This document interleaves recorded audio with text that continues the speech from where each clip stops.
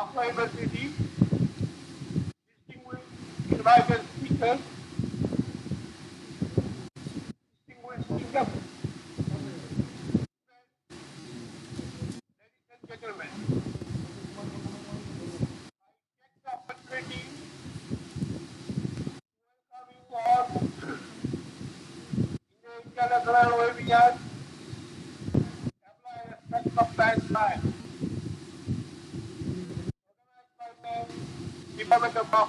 organized by the Department of Botany, Bankura Campus Science.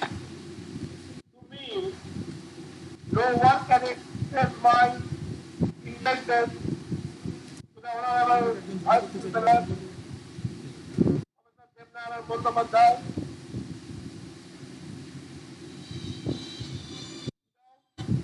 his construction support,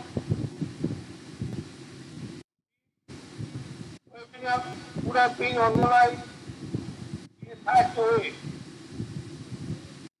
Devnarayan Bandyopadhyay will deliver the inaugural address of the seminar. I welcome Professor Sudipta Rai of Kolkata University webinar as an invited speaker. I take the opportunity to welcome Professor Prakash Mukhopadhyay of the Department of Microbiology, the University of Bharat, as our invited speaker.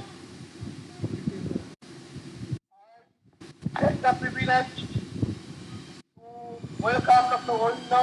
Anirban Mujumdar, Department of Physiology, National Medical College and Technical Hospital, Legal, Nepal, as our invited speaker. I convey my welcome to Dr. Narottam Dey, Department of Biotechnology, Bharati, who is also deliver a lecture in today's program. I also convey my welcome to Dr. Manoj Maji, National Institute of Science, Genome Research, New Delhi, as our invited speaker.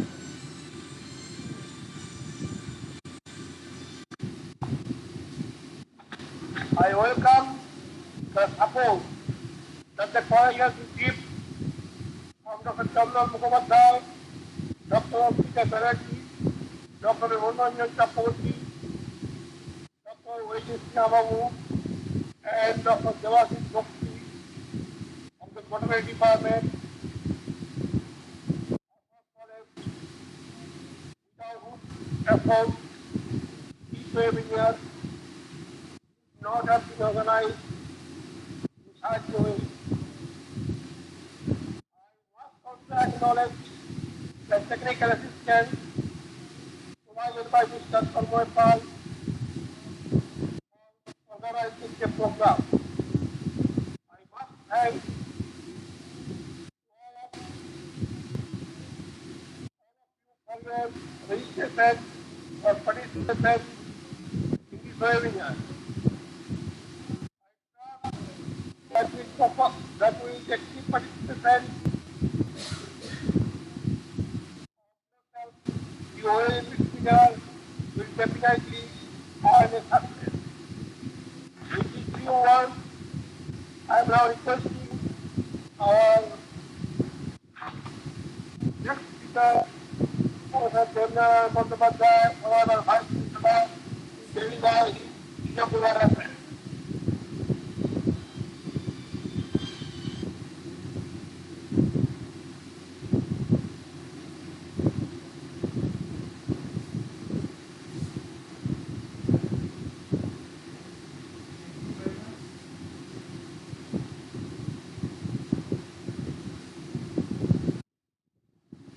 Thank you very much, our Honorable Principal Sir, Dr. Pratik Baran Mondal, actually gave a constant endeavor to organize in this international webinar. Actually, we are waiting for our Honorable Vice Chancellor Sir, Bankura University. He will be coming at 10:50 a.m. because he is now engaged to open another webinar at ERMS College, Bankura. He will be available on 10:50. So actually we are waiting for him, our Honorable Vice Chancellor Sir, Professor Devnarayan Bandyopadhyay.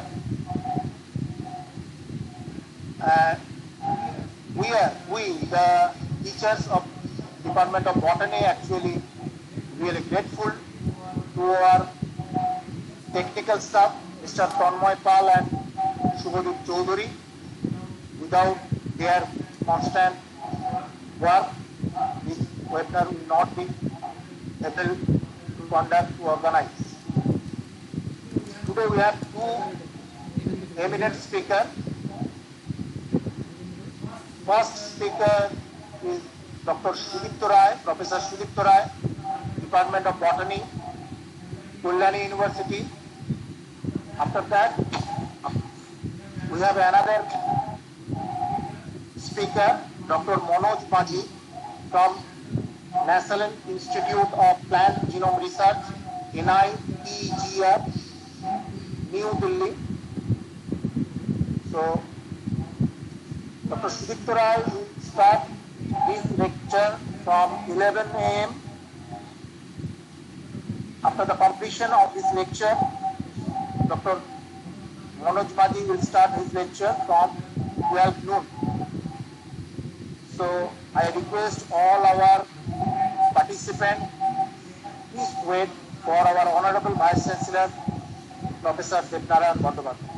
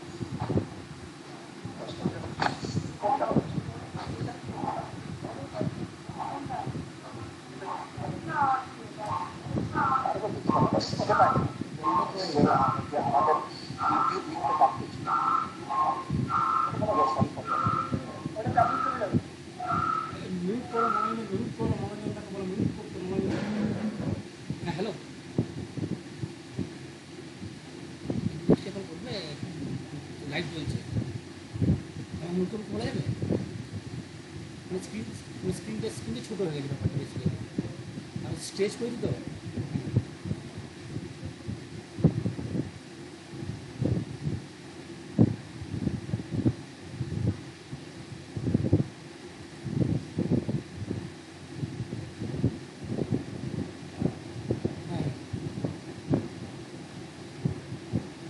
করে দিলাম না না stage করার পরে এটা সমস্যাটা হয়েছে স্টেজটা আনস্টেজ কী করতে বলো তো আনস্টেজ মানে স্টেজটা হয়ে গেলে প্রবলেমটা দিচ্ছে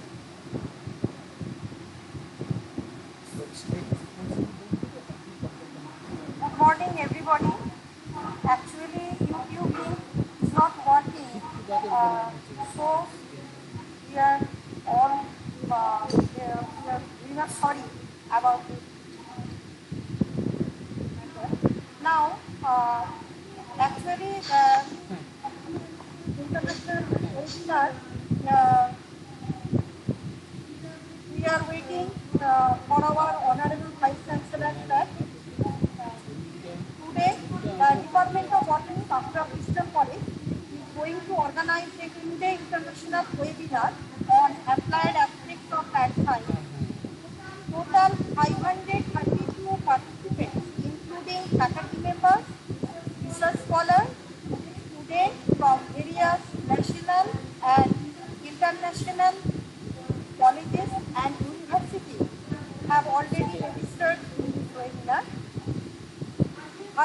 welcome to all of the participants. We are in an extraordinary situation emerging out of the global pandemic condition. Such a crucial circumstances, everything has come to an abrupt halt, and the academic world is not an exception. During this pandemic time, we all hope that the blessing of the Almighty we shall overcome this situation and again resume to normal life and custom.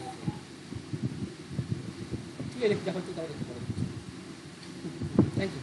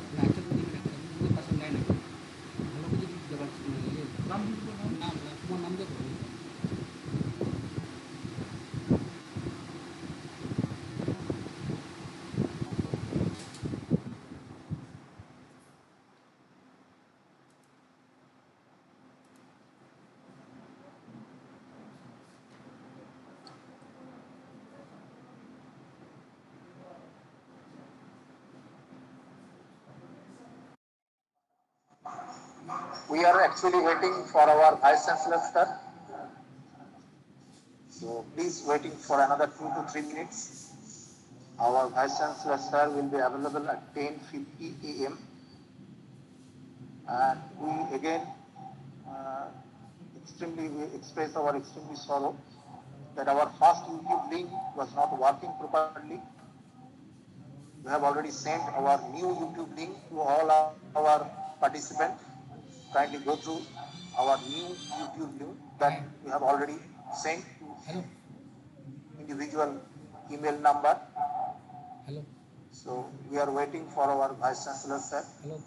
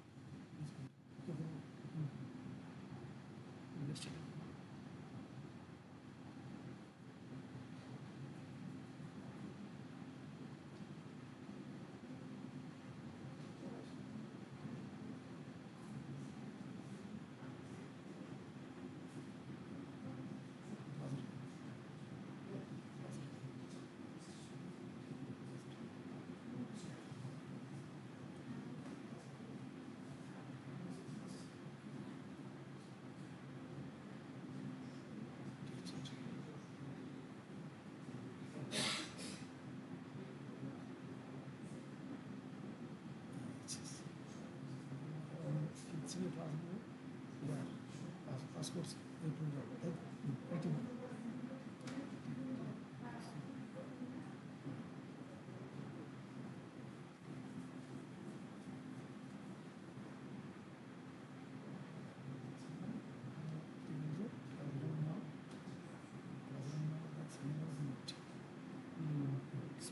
Dismiss.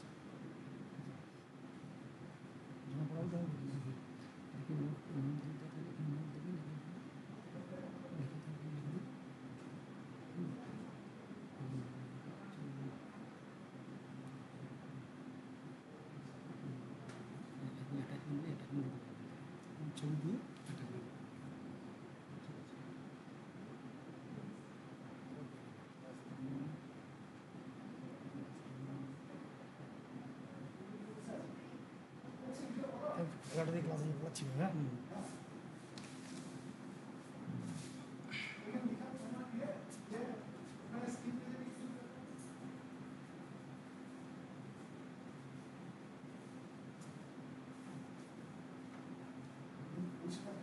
স্ক্রিনে কিছু আসবে না যে due unable of VC 1 or 2 minute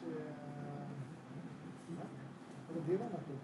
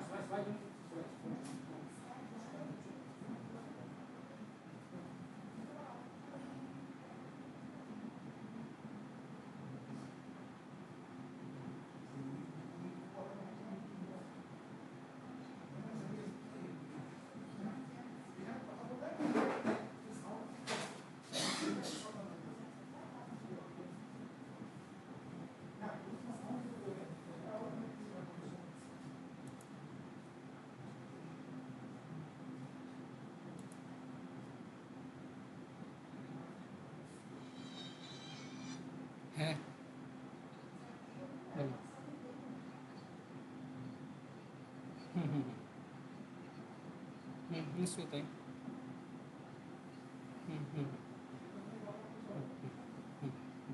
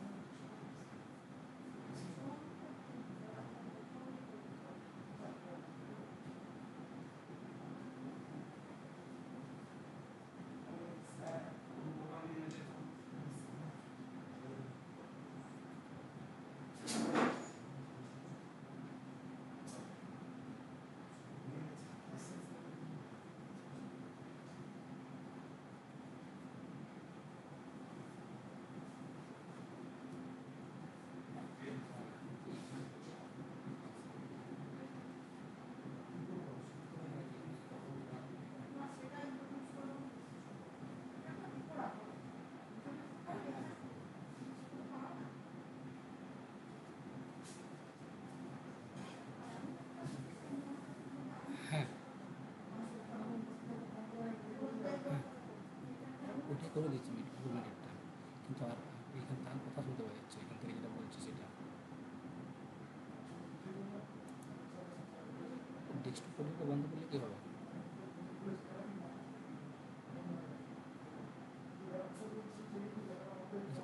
desktop দিয়ে দেবো।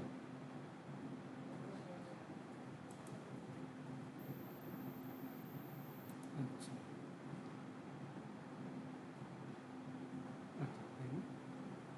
আচ্ছা আচ্ছা, ওটা এমআইসিটা ঠিক আছে ঠিক আছে।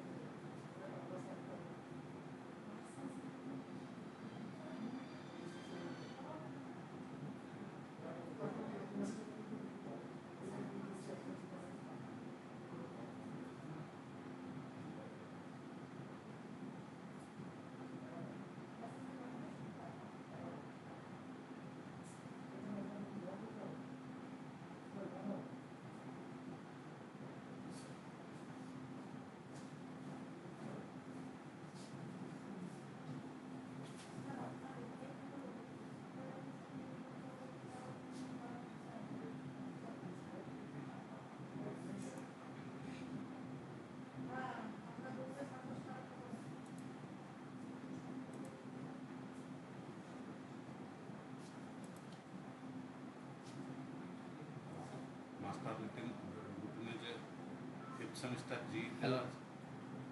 পরে পরে পরে পরে পরে পরে ফোন করো, পরে ফোন করো, কাজ থেকে চেক করো।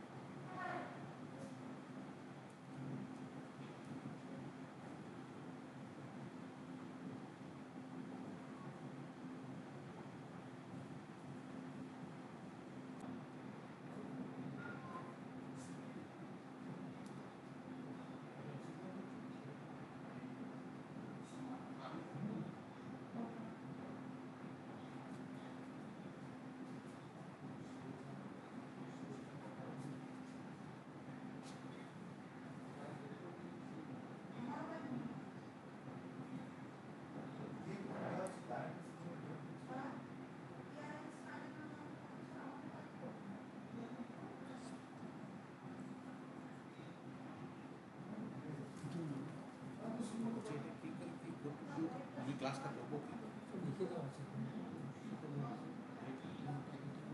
সব লিখে দিয়ে কীভাবে কাউকে অ্যাপ্রুভ করবে সব লিখে দেওয়া আছে, যে ইমেল লিখতে হবে, ইমেল আমি কোনটা দেবো? তুমি ওইখানে একটা প্যান নাম্বার হচ্ছে কোনটা?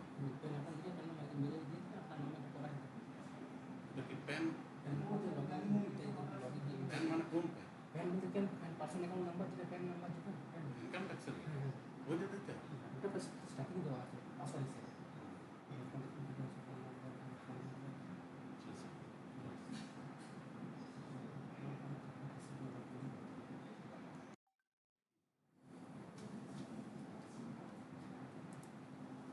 তুমি কাজটা করো।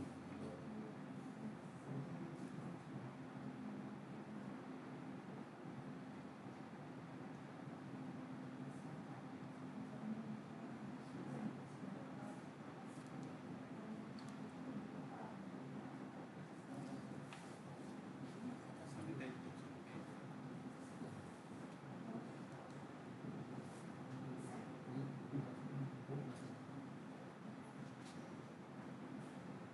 গুগল ক্লাসরুম কি আমাদের ডাউনলোড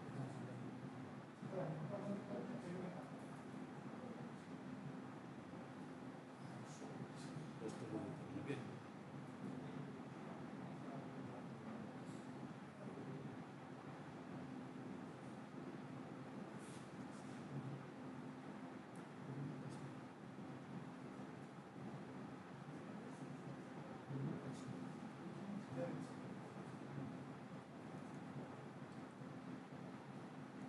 টাইপ করবো নাকি?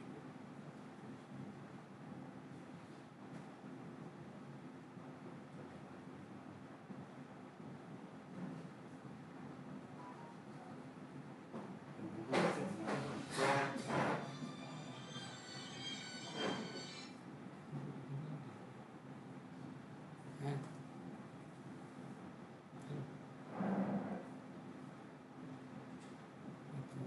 লগ ইন করে দেবো, গুগল ক্লাসরুম ওপেন করে দেবো। গুগল ক্লাসরুম ওপেন করে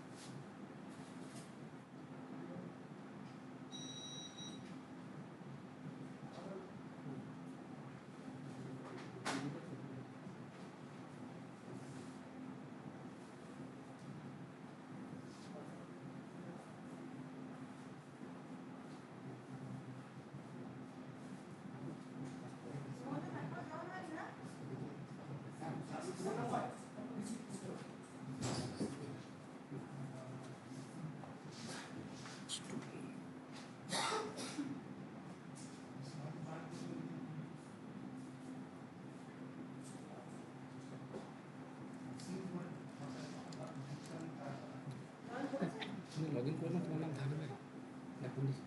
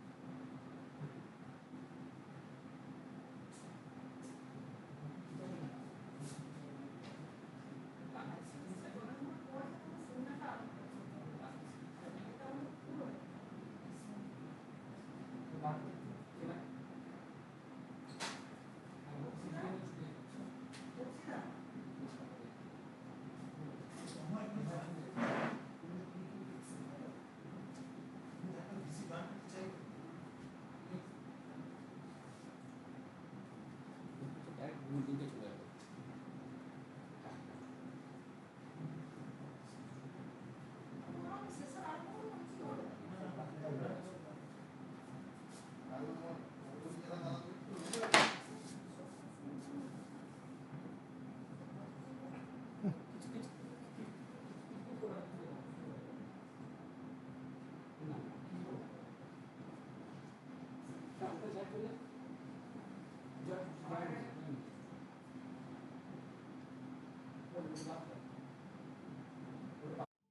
এই যে চলে এসছে।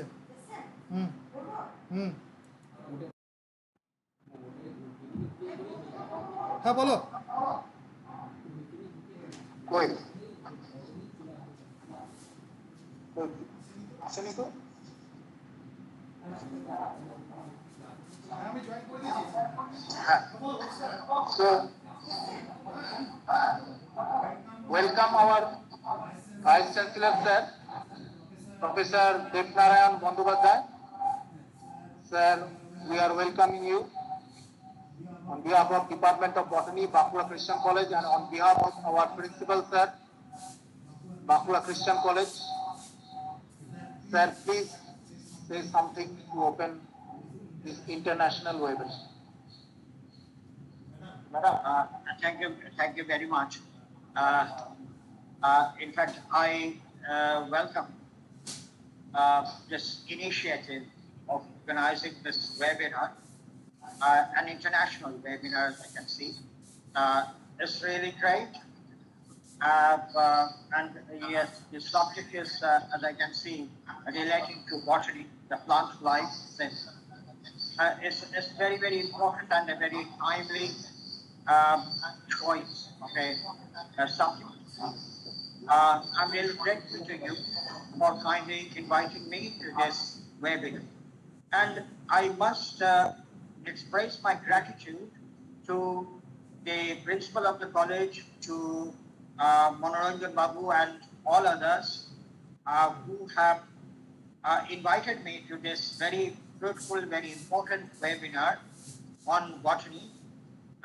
I know that botany actually is one of the very, very strong points of this college. And Pratik Babu, Manoranjan Babu, etc., all of them actually work very hard towards the dissemination of the knowledge of botany in this part of the country. So I'm really thankful to all of them for organizing this webinar, and I know that this will be very, very fruitful to the students, especially to the researchers, especially at a time when we are living at a distance from each other. We cannot really get close to each other in terms of classes, in terms of research, in terms of discussion. We can't do that, but we can do it through this webinar.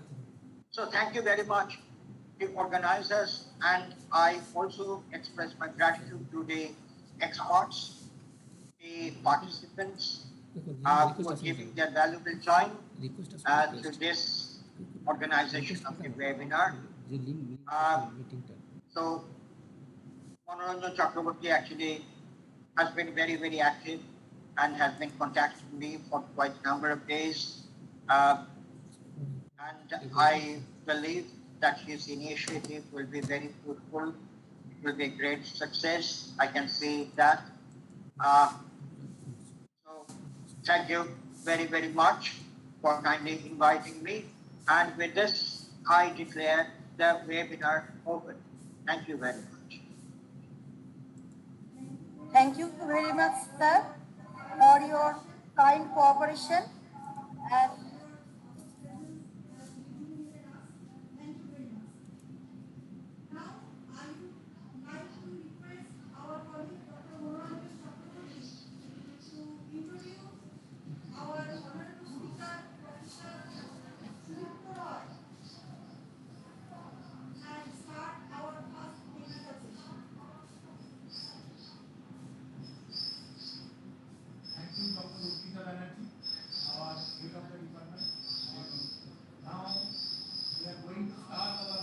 এটা বন্ধ করবো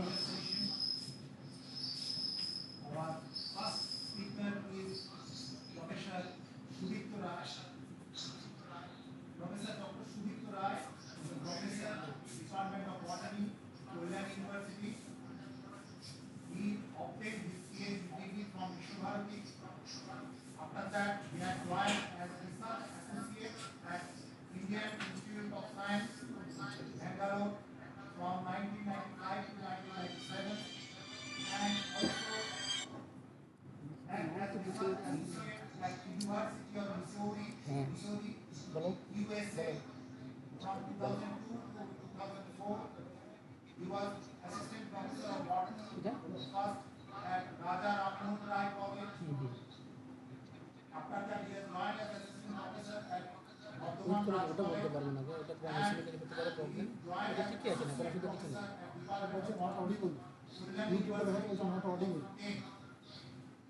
He is now professor, Department of Botany, Kollam University.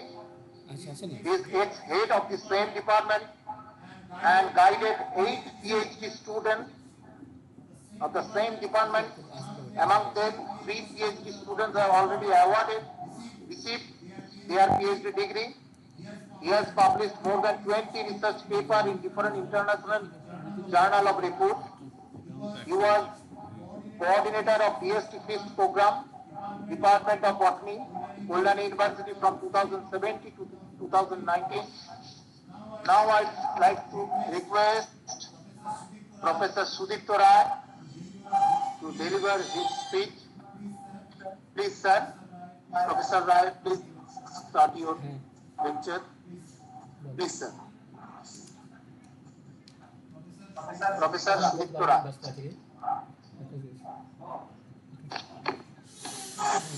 Meeting চলছে না cinema চলছে ব্যস্ত হয়ে আছে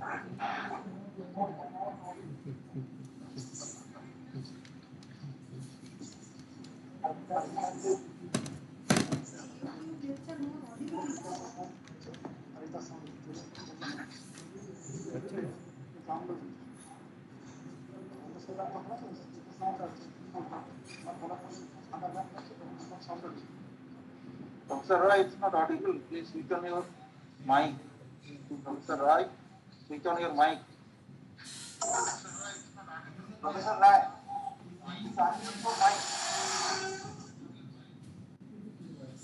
please, sir, unmute your microphone. Okay, Professor Rai. Yeah, I'm audible now? Yes, sir, you are audible. Okay. Thank you, Dr. Chakraborty, for your nice introduction. And at the beginning, I like to convey my gratitude to the Honorable Vice Chancellor, Bankura University, and also to Principal, Bankura Christian College.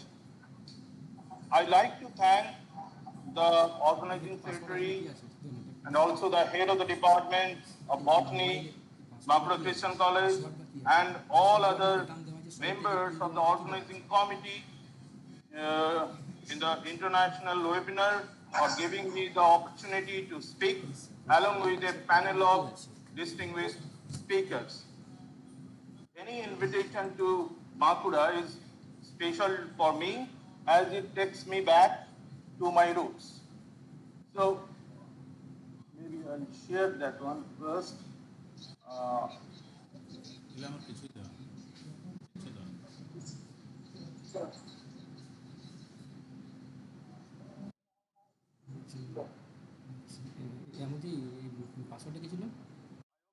Presentation is visible to you now.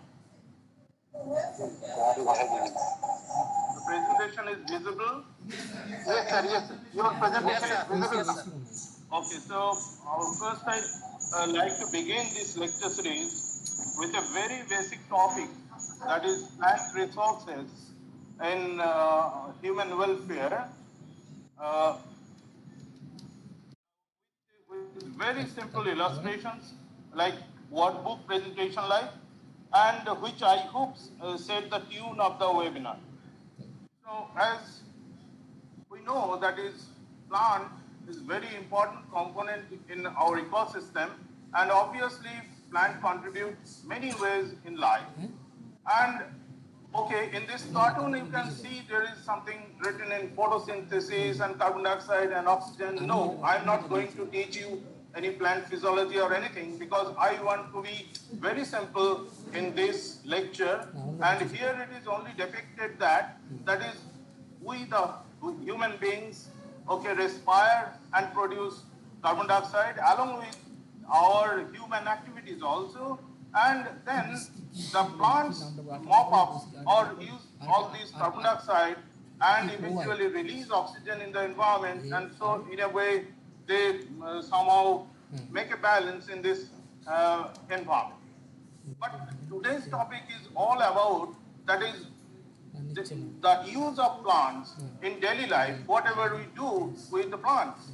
And you can see that is okay, we are dependent upon plants in various ways. And when you talk about food, it may be clothing, it may be shelter, or it may be medicine, or many other things you can think of. So at first, when you think of food, we can, and we can, if you think of food, so anything about plant or particularly high plants, we eat all of them.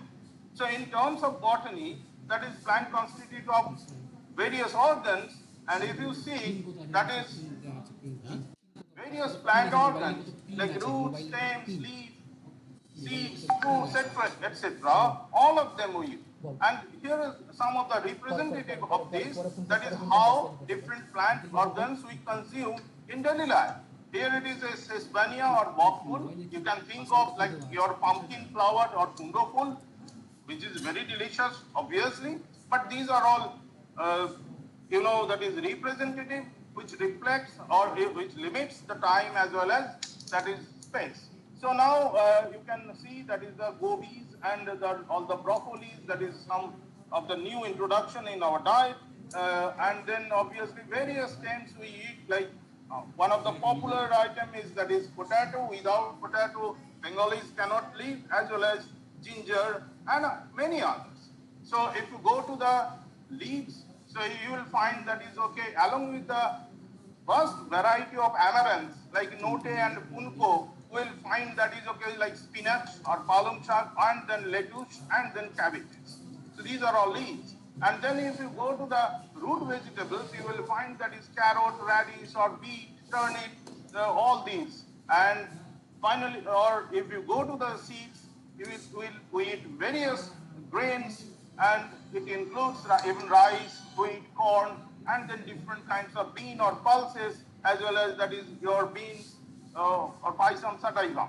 And many kind of fruits we also consume in our daily life. So these are all about different organs of a plant we consume. But when you think about that is okay, the constituent or the in terms of the type of components we eat or macromolecules we eat, we definitely we go for certain kind of carbohydrate. So carbohydrates are the principal plant food what we consume, and in our daily life, most of the people, not particularly the underprivileged people, they have to eat more and more carbohydrate. Although doctors are nowadays saying that is you take less carbohydrate in your diet, but all of us are not so privileged. That is, we can take less carb for our livelihood. We have to take more carbohydrate in anyway. So carbohydrates are, these are the some representative of carbohydrates. That is potato, maize, and all other grains and many other fruits. And carbohydrates give us energy, and obviously it provides the major source of food. And it also gives us a very important component which is known as fiber. So fibers, that is fibers of origin, of plant origin, those are known as dietary fibers, and these are very important in our nutrition or something like that. I will come into that, but you can see these are the major food crops in India which we rely on, that is rice, wheat, and maize. And when you talk about carbohydrate, we will have, that is another one, that is which produces sugar, because this is also in your table regularly you like, that is table sugar. You also use some kind of molasses or jaggeries from date palm and others, but the major sugar producing plants are, that is sugarcane, that is Saccharum officinarum, what you very popularly known as and in European and other countries, US and others, that is the sugar producing plant is, that is sugar beet, that is Beta vulgaris. So now I talk about that is dietary fibers which we get from this carbohydrate or some kind of grains, and dietary fibers what we get from the crops, these are somehow resistant to hydrolysis, so they stay as it is like that, and that is beneficial for us. And you can see that is okay, that helps our bowel movement, and it is known or it is believed that is okay, that is the Asian or in our community we are less prevalent to the colon cancer. It is kind of due to the fact that is we consume more fibers in our diet. So these are the some of the things that is it prevents constipation, it prevents many other disorders, and it helps. So we get fibers from different kind of fruits or grains or even vegetables. Now there are different types of dietary fibers. Some of them are soluble, some of them are insoluble, and because of their stable nature, so they interact with many deleterious elements in your gut, and it will help to release all these things from your body. Now, the second component, another very important component is proteins. The proteins you will get from various sources, and the major source is that is the different types of pulses, that is dal, different types of dals we consume. And these are the kind of other one, that is groundnut or soybean kind of thing. And many other vegetables also contain higher protein content. Proteins are important in our daily life because it gives us protective ability. And now we are thinking about that is more protection, particularly in this pandemic situation, where people are saying that is okay, increase your immunity, and immunity is definitely conferred by a particular group of proteins known as immunoglobulins, and so those proteins definitely you have to prepare. Unless you eat proteins, how you will do that? So proteins are very important, particularly in terms of that. And obviously another one, that is another component of the food, is fat. Sometimes fats are not very, it is not, we don't like these fats because it gives us obesity and other complications. And always we are complaining about that is cholesterol and all other kind of fats. But if you think of that, fat is also indispensable item in our diet and also in our physiological process, because it provides the major energy store and cushions the vital organs, as well as it is the essential component of the cell membrane. We talk about cholesterol.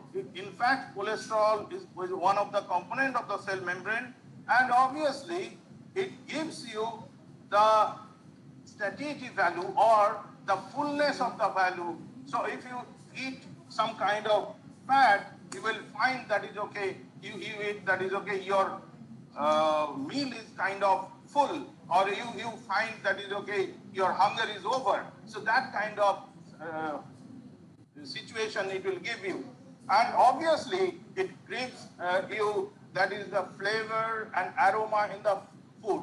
Whatever carbohydrate or protein you eat, that is, unless you put some oil or some butter or some fat, you will not get that is desired taste in your food. So that's why there are various oils we use particular, and in Bengali cuisine particularly we like all fries, and when we talk about bakura, that is okay, we very much like some of the fried stuff like chops and tele bhajas, etc.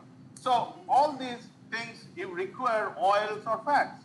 But anyway, as it is becoming some kind of health problem because of our sedentary life, and we don't burn our energy very much, so that is somewhat a problem.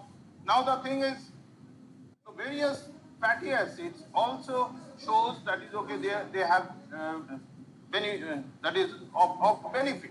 So they have beneficiary activity. So what are those? That is somehow we see in the packets of the oil that is more rich in PUFA or polyunsaturated fatty acids, which are more preferred for us. And obviously, sometimes we read something that is okay, we have to eat some food items which is rich in omega-3 fatty acids. So these are the omega-3 fatty acids containing some of the components, that is flaxseed or walnut, etc. And they give some kind of protection, and they said that is okay, it is somehow our heart will be good if we eat these kind of omega-3 rich fatty acid rich foods. So now, when you talk about different kind of oils, that is, we know that is we use different kind of vegetable oils. And vegetable oils are, some of them are rich in monounsaturated, some of them are rich in polyunsaturated. That's why many times we use that is okay, we have to take sapola oil, which consists more of polyunsaturation. Sometimes we think of that is rice bran oil. But there are some representatives which is used in various parts of India, that is different types of oils, that is groundnut oil or mustard oil is very popular in our area, and soybean oil, you know, and also olive oil in Italian dishes, and obviously the coconut oil, which is popular in the South Indian states. Sunflower oil is also becoming very popular due to its, because of its health benefits or something like that. So now there is another kind of oil we get from plants, which is somehow unrelated to this, but anyway, when it is oil, so I am just going through, because in my later slides, I will talk about something more about this essential oil.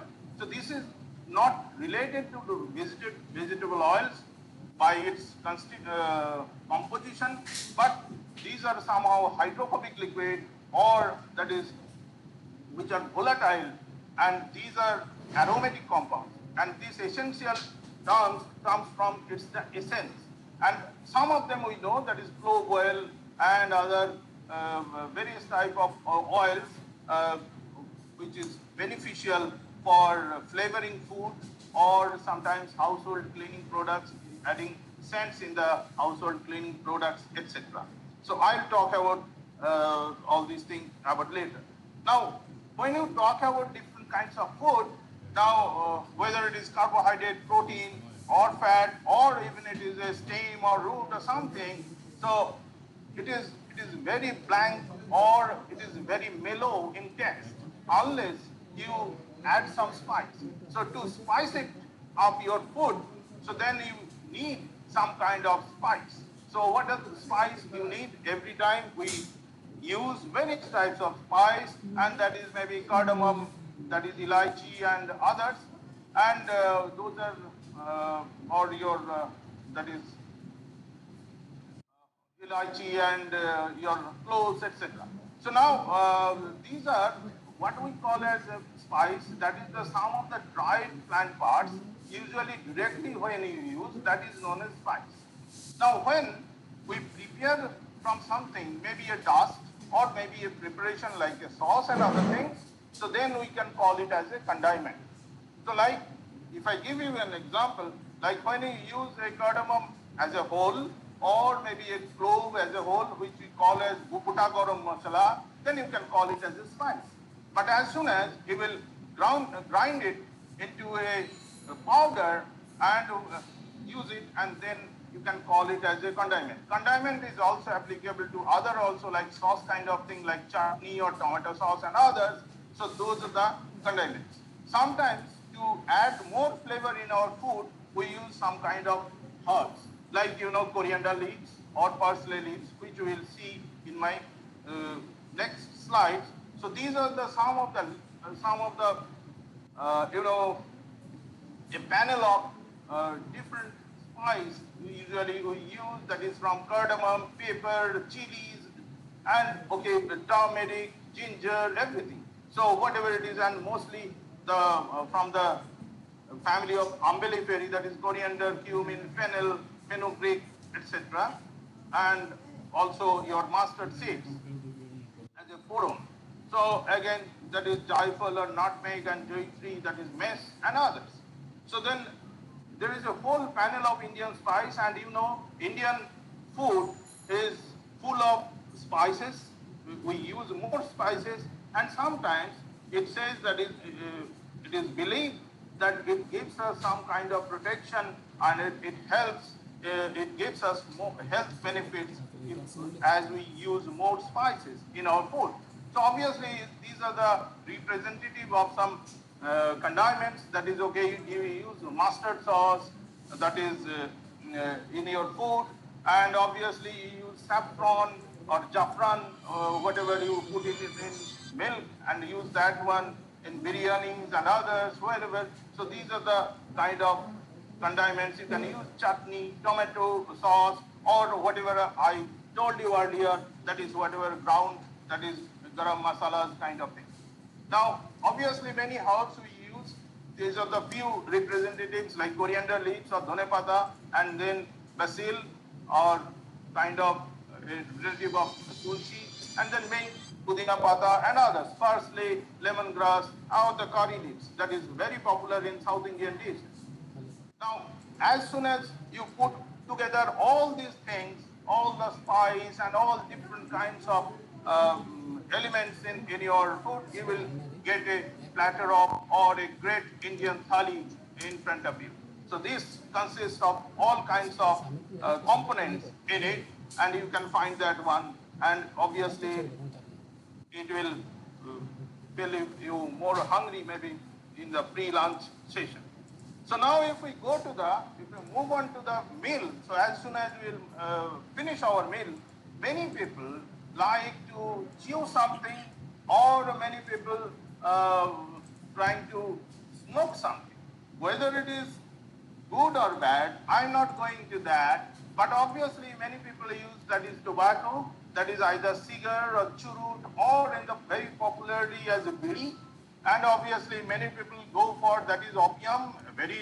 It is not advisable, but anyway, it is in many communities or many areas it is used, and obviously hemp, which is again not advisable, and obviously many people in our family also use, that is pan, that is betel leaf, along with that is supuri, that is areca nut or areca catechu, and along with that is whatever we call as coed, that is acacia catechu. So these are the things known as fumigatories. So fumigatories are whatever we use for smoking, and whatever masticatories, like that is whatever you use to chew. So that you can include like your gutkhas and others. whether, again I told you, some of them are not really advisable to follow, but anyway, as we are talking here, that is, many areas or many people use all these things. So now, as soon as your food is over, your smoking or some kind of your masticatories are over, sometimes you like some kind of drink. Now the drink is sometimes it is alcoholic and sometimes non-alcoholic. Well, there is a taboo in our middle class society to talk about that is alcoholic drink, but believe me or not, this gives the higher revenue to our government, and it is very much in our society, and obviously in various communities and in various rituals, this is somewhat very much used. But non-alcoholic drinks are for all, and this is maybe permissible kind of thing in the society. And what is that? That is tea and coffee is very popular, particularly tea in the northern India and coffee if you go to the South India, but there is no distinction nowadays, at least about tea and coffee. So apart from tea and coffee, many other non-alcoholic drink also we used to consume, like many times we use that is carbonated soft drinks, and sometimes that is bottled fruit beverages, and obviously other beverages. And what are those? So now if you see this one, this is somewhat Coca-Cola, although this Coca-Cola or some kind of drink, whatever the origin or it comes from cola nuts from Africa, because some of the indigenous people of the Western Africa, they used a plant that is known as Cola nitida or Cola acuminata, and from these plants they used to make a drink, and after that, so very commercial idea, and obviously the origin of Coca-Cola, and it's we found that. So now obviously another one, that is coca bean or Theobroma coca, that is the ingredient of your chocolate. I'm coming to it again. So now this is also, you can, various chocolate drinks or something like this, very popular to, I think, towards the younger generation or towards the kids. And sometimes you will find that is the mango pana or mango drink, or raw mango pana, or sometimes you will have dab or green coconut, or sometimes nimbu pani, or that is from the citrus lemon, and obviously various kind of sets you take when you are thirsty. Maybe you are getting, all these are from different types of plants or plant products. Now, I talked about alcoholic beverages, so there are alcoholic beverages are here in the market, but the point here to show these things is that all these beverages are originated or come from, that is, plants. So these are all from plant origin. Either it is from sorghum, or it is from your corn or rye, or it is from wheat or rye grains, or maybe sometimes with the sugarcane, or sometimes your wines are made up of with grapes. So all these components comes from your grain, which gives, pleasure to many people, as well as that is money or exchequer in our government funds. So now obviously, if I go to the chocolate, I think there will be no taboo or nothing, that is, everybody likes chocolate. The chocolate also, I showed you the beans, that is Theobroma coca. Oh, it is here also. That is of African origin, and from there, and cultivated now in various places now, and we get different kinds of chocolates, chocolate products, and it is useful in expressing your different emotions. So the chocolate is very popular in our life. Now, as soon as your food is over, in different types, we can think about our shelter, and we can think about, that is, about our clothing. So in terms of clothing or shelters, we need some kind of fiber yielding plant. So one of the fiber yielding, very common fiber yielding plants, that is Gossypium, and that is the cotton plant, and from which most of the dresses, it comes from here, apart from your synthetic ones. But anyway, we like all cotton and rayons. And then we have in Bengal, there is another industry is very popular, that is jute industry, which gives us various kind of bags, packets, etc., and all these things. Even from the jute, now sarees our people are making, and various kind of plants are there, which gives us valuable fibers, and fibers are useful, which gives us tie up something, and which with exceptional strength. So some of them are like, sawn or something like that, is hibiscus species, and maybe Cocos nucifera, that gives you narkel dori or something like that, and maybe your musa. Musa is that is banana leaf, a banana plant, which gives you some kind of fiber, and that is also used for making different textiles. So now there is another one, and very peculiar one, because it is the cannabis plant, which is not very which cannot be cultivated without permission of the narcotic department. But now cannabis is kind of gives you hemp, and that is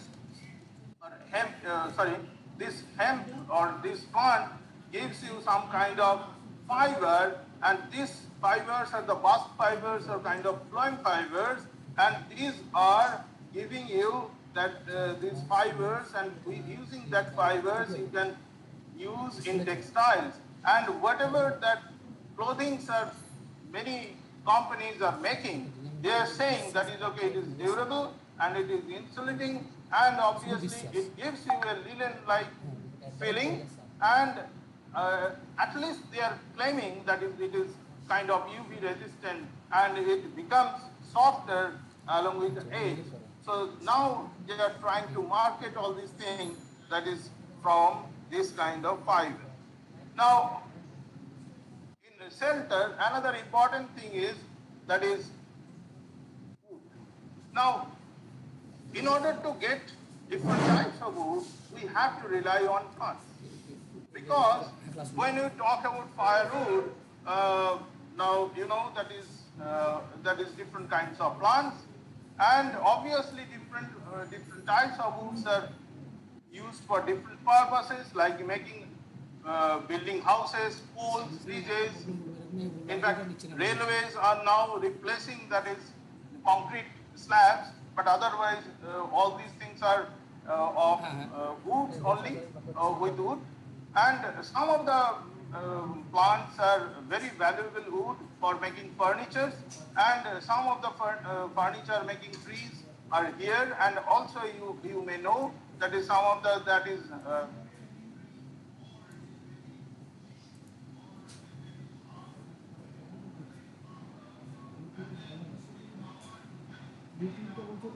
noise আসছে।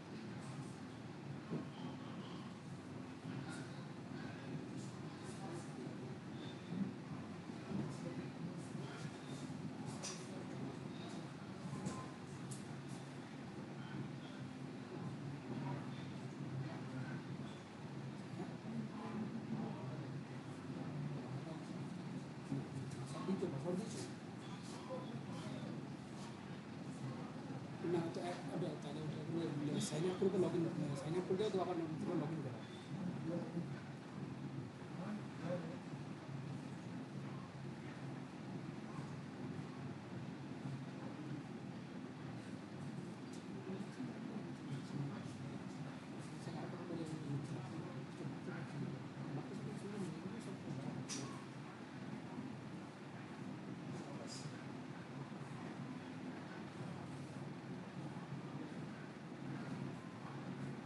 not audible বলছে not audible বলছে বলছি These are all sometimes even as the food additives also some kind of thing, and other kind of gum we use. So these are somehow soluble in water, mostly kind of soluble, but there is other kind of components which are coming out or exuded, certain kind of exudates coming from the plant. Those are known as resins. Resins are not really water soluble or water loving material. They are alcohol soluble sticky substances, and those are known as resins. And resins are very important, particularly, and resin we know that is okay from various coniferous plants gives us resins, and particularly that is pine tree, that is Pinus roxburghi, and from this resins we can use that is turpentine, and those are somehow useful in various ways. And obviously there is another kind of thing which is known as damer, and these are also exudates which comes from Soria robusta, which we use as dhuno, that is kind of thing. So these are used in various purposes, and some of the, you know, what is depicted here, this is the resin exudates, and some of the fossilized resin exudates which we found in a fossilized condition, those are known as amber, and these ambers are very, very highly precious, and they are of great economic value. So some of the things it comes from, that is the plant products. Now such kind of exudates or such kind of plant products which is present in the plant, sometimes coming out from the plant, sometimes it is remain inside the plant, and some of the compounds remain in the various ducts known as latticifers, and some of them are known as that is latex. So these latex, one of the important latex is our rubber. So that is natural rubber, or which is known as Indian rubber or something. It comes from a plant that is of Brazilian origin, that is the Hevea braziliensis. Now in the Western Ghat area, particularly in the Kerala region, this rubber plantation, you will find rubber plantations, and okay, they are growing rubber as in a commercial purpose, and these are very useful for, you know, making tires, tubes, and many other useful in rubber industries. And obviously the tires for aeroplanes are highly required for that. Natural rubbers are required for these aeroplane tires kind of thing, because they are highly durable and much better than synthetic rubber, which is relatively expensive. The natural rubber is not getting its market because it is kind of a bit expensive to produce, and synthetic rubber is now getting all the markets. But again, there are in specific cases, as I said you, that is in definite purpose, they are unparalleled in that. Apart from that, Hevea braziliensis, another rubber plants are also there. These are also low quality rubbers, like you know, that is different kind of ficus and castilla and others, and many Euphorbia species also produces some kind of latex. Now here is another important latex that is gutta percha, and sometimes when you go to your dentist's place for your root canal treatment, you will find that is okay, the dentist fill with some product that is known as gutta percha, because this is relatively inert compound, and this is we get from the Calaquium gutta plant, and this is a kind of some kind of lattice kind of thing made up of some kind of isoprene kind of compound. Now another important thing, or maybe very popular among younger community, that is the chicle or chiclets. So now the chicle or something, whatever we found, that is the origin of that, it comes from that of a plant that is known as Malincara zapota. Earlier it was known as Acras sapota. So these are sometimes like Malincara chicle or bidentata, they exudate a kind of latex and which is known as chicle. Now from this chicle, now whatever we get, that is chewing gum. Now how we get the chewing gum? So it is similar like a tapping process like rubber, and after tapping, okay, now you can see these people. So after hitting all these things, that they take the substance into this kind of consistency, and then they will put into small packets, and now you will get some kind of chicle or chewing gums. Now again, the whole market of chewing gum is dominated by synthetic one.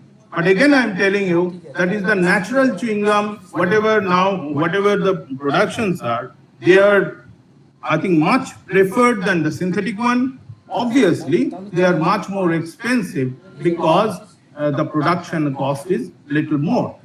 So now in chicle, it comes from a sapodilla tree. It is from the Central America region, that is Peru and others. And you know that is, it was discovered around the 1980s. That is okay, this kind of thing can be made. And you know that is different flavors you will find in the market. And why? We chew gum. So that is okay. There are also explanations. I don't know whether right or wrong, but many people, in fact, these Mesoamerican people, they used to chew this plant because for the benefit of for beneficiary effect in their dental health. And the belief or whatever people used to tell, that is okay, it freshens the breath, and obviously it increases saliva, and it reduces plaque in your teeth, and it strengthens teeth by rematerializing your enamel component, and obviously it reduces stains. And many people are saying that is it is manages weight also, because whenever you are hungry, you don't eat more, you rather eat a chewing gum, so it might reduces your hunger and your calorie intake, and in a way it will help. So but all these things or all these ideas came from the Mesoamerican peoples because they use this kind of thing when they are in extreme hunger. To avoid hunger, they used to chew this kind of fruits. So now, as soon as you will find this exudates or some kind of eatables, now obviously the next item is human beings obviously like to dress up themselves or maybe dye themselves, either dye their hair or their clothes. So we have also various dye yielding plants. You can all again argue that is most of the dyes are synthetic. Then why we are going for this kind of plants? Because these plants gives us these kind of dye from very ancient days, and various peoples traditionally use these plants as to dye various things.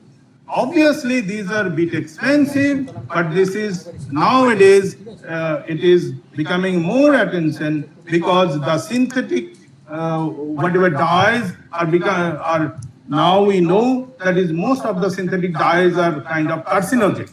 So this is bad for health. So as this is bad for health, we have to think of the goodness of the nature. And when you think of the goodness of the nature, we have to go to the plant-derived dyes. So what are the sources? And this is the Lawsonia enormis or henna. This is a very popular plant, and it is useful in various areas. You can see here that is in many rituals, many events, This is now useful, which is known as Mehendi, and Mehendi is now popular in Bengali communities also. Earlier it was popular in northern India, but it is popular in almost all over India. And it is not only give you a tattoo-like experience in your hand, but it will also color hair and also color hair. So now another plant, important dye-yielding plant is indigo, and that gives you a very strong or intense blue coloration, and it comes from Indigofera tinctoria. This is the plant, and if you recollect or if you go through your history books, you will find in West Bengal, in fact, rather we can say in Bengal, there is a revolution of farmers due to this kind of plant against the planters, and that is known as that is indigo revolution, or that is what you depicted in the literature known as Nil Darpan. So that is the Nil Chasher against a revolution against, that is Nil cultivation or the indigo cultivation or Indigofera cultivation. So indigo is very popular in our area also, but again I told you that is this market is dominated by synthetic one, but again it is becoming popular due to its safer value, and that is and it stains better, and it stains remain for longer period. So now various other dye-yielding plants are there. You can think of lot of things like your curcuma longa or haldi, to started from safflower or the kusum beach, whatever you can eat sometime. So that's safflower, or maybe marigold or the ganda fool, or maybe you will find a lot more that is different, either leaves or flowers. They can produce some kind of dyes, and the various dye-yielding plants are useful to stain various things. So now this is a elaborate list of different plants, that is what kind of dye they are using, and etc. I am just omitting this one. Now I come to the very important area, and that is the use of medicine and plants as a source of medicine. Now, from the time immemorial, that is, we know that is plants contribute significantly as a medicinal support. And if you go to the various medicine systems like Ayurveda or even Chinese herbal systems, you will find that is use of plants from very early days. And obviously, many people who lives in the rural areas, or maybe who live in underprivileged conditions, they don't have they don't afford, that is the very expensive synthetic drugs. They have to rely on these herbal medicines. And obviously the government is now also thinking of this kind of alternative medicines, and they have tried to popularize, and obviously they tried to, obviously it is our job also to validate all these beliefs or all these things in a scientific format. So now obviously the various plants are used and is medicine, and many of them are now exploited variously by different Ayurvedic company or even different company. We can see some of them, or maybe we can go through quickly. Aloe vera. So this is a plant very popular. It is in your garden, in many of your garden, maybe you cultivate aloe vera, and it gives you so many things. That is your various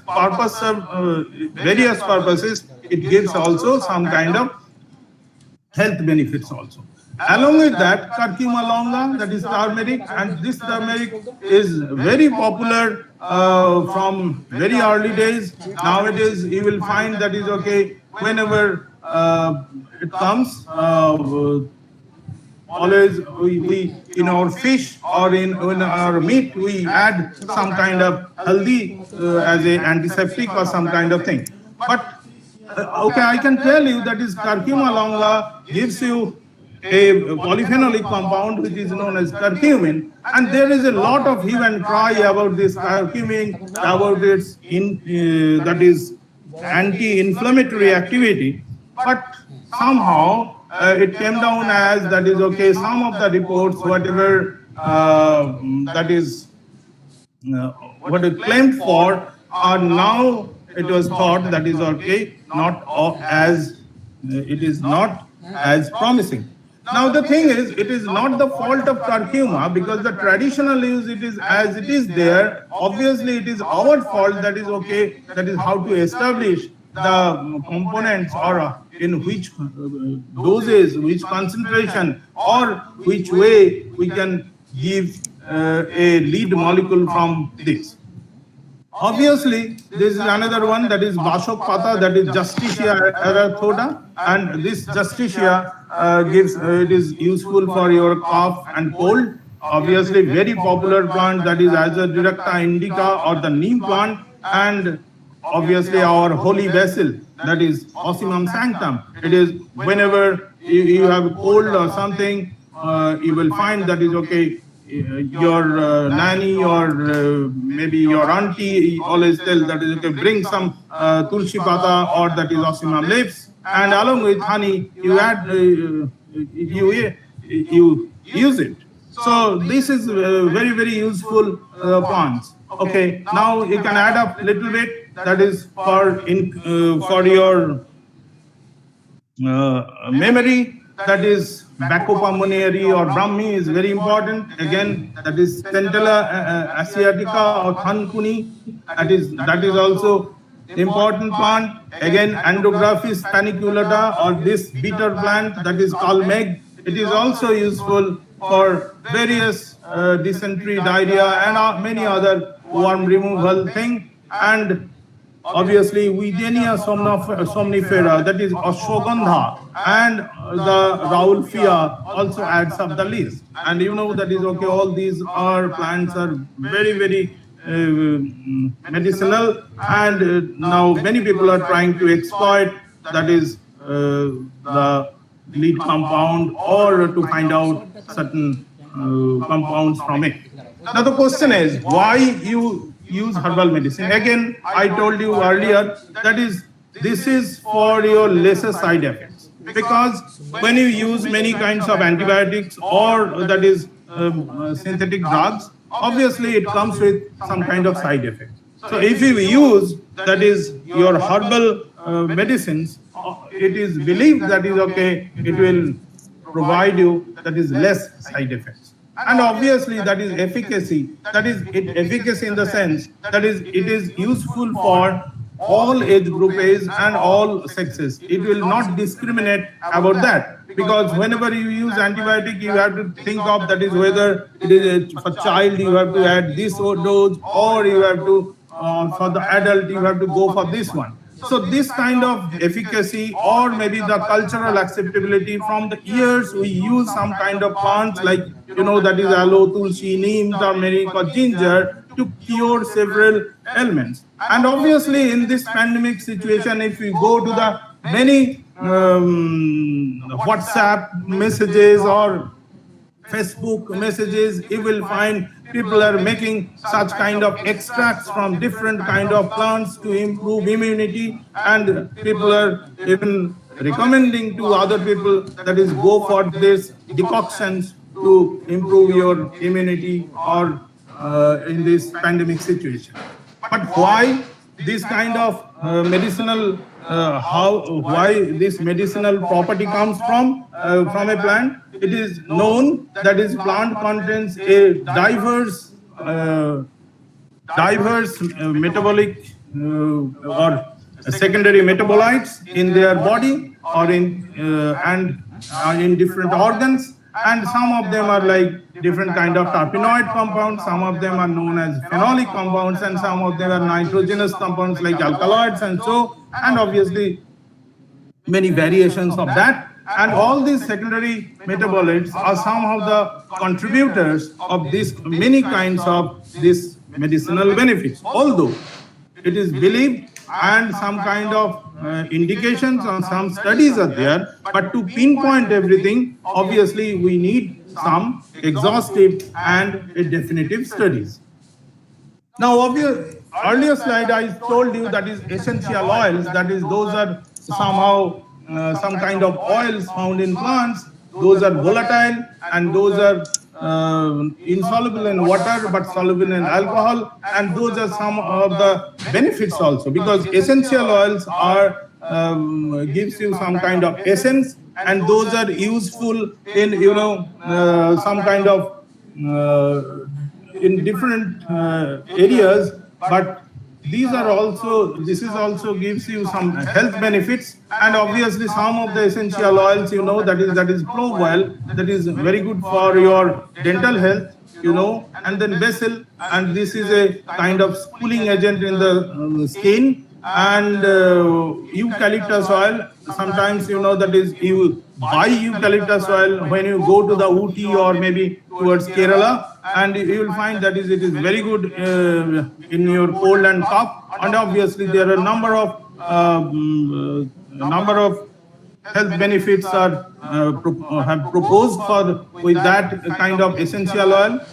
Similarly to the jasmine oil, comes from the jasminum flowers, and it gives you some benefits, and also it will elevate your mood, and it will make you more optimistic, and it gives you helpful in coughs and colds also. Now citronella. So now this is a lemongrass or some kind of grass. You will find that is flavorful grasses, and it repels insecticides, and that's why you will find that is in your various sanitary or other items. You will find that is this kind of flavor, that is citronella flavor. It is there because it repels insects from your house.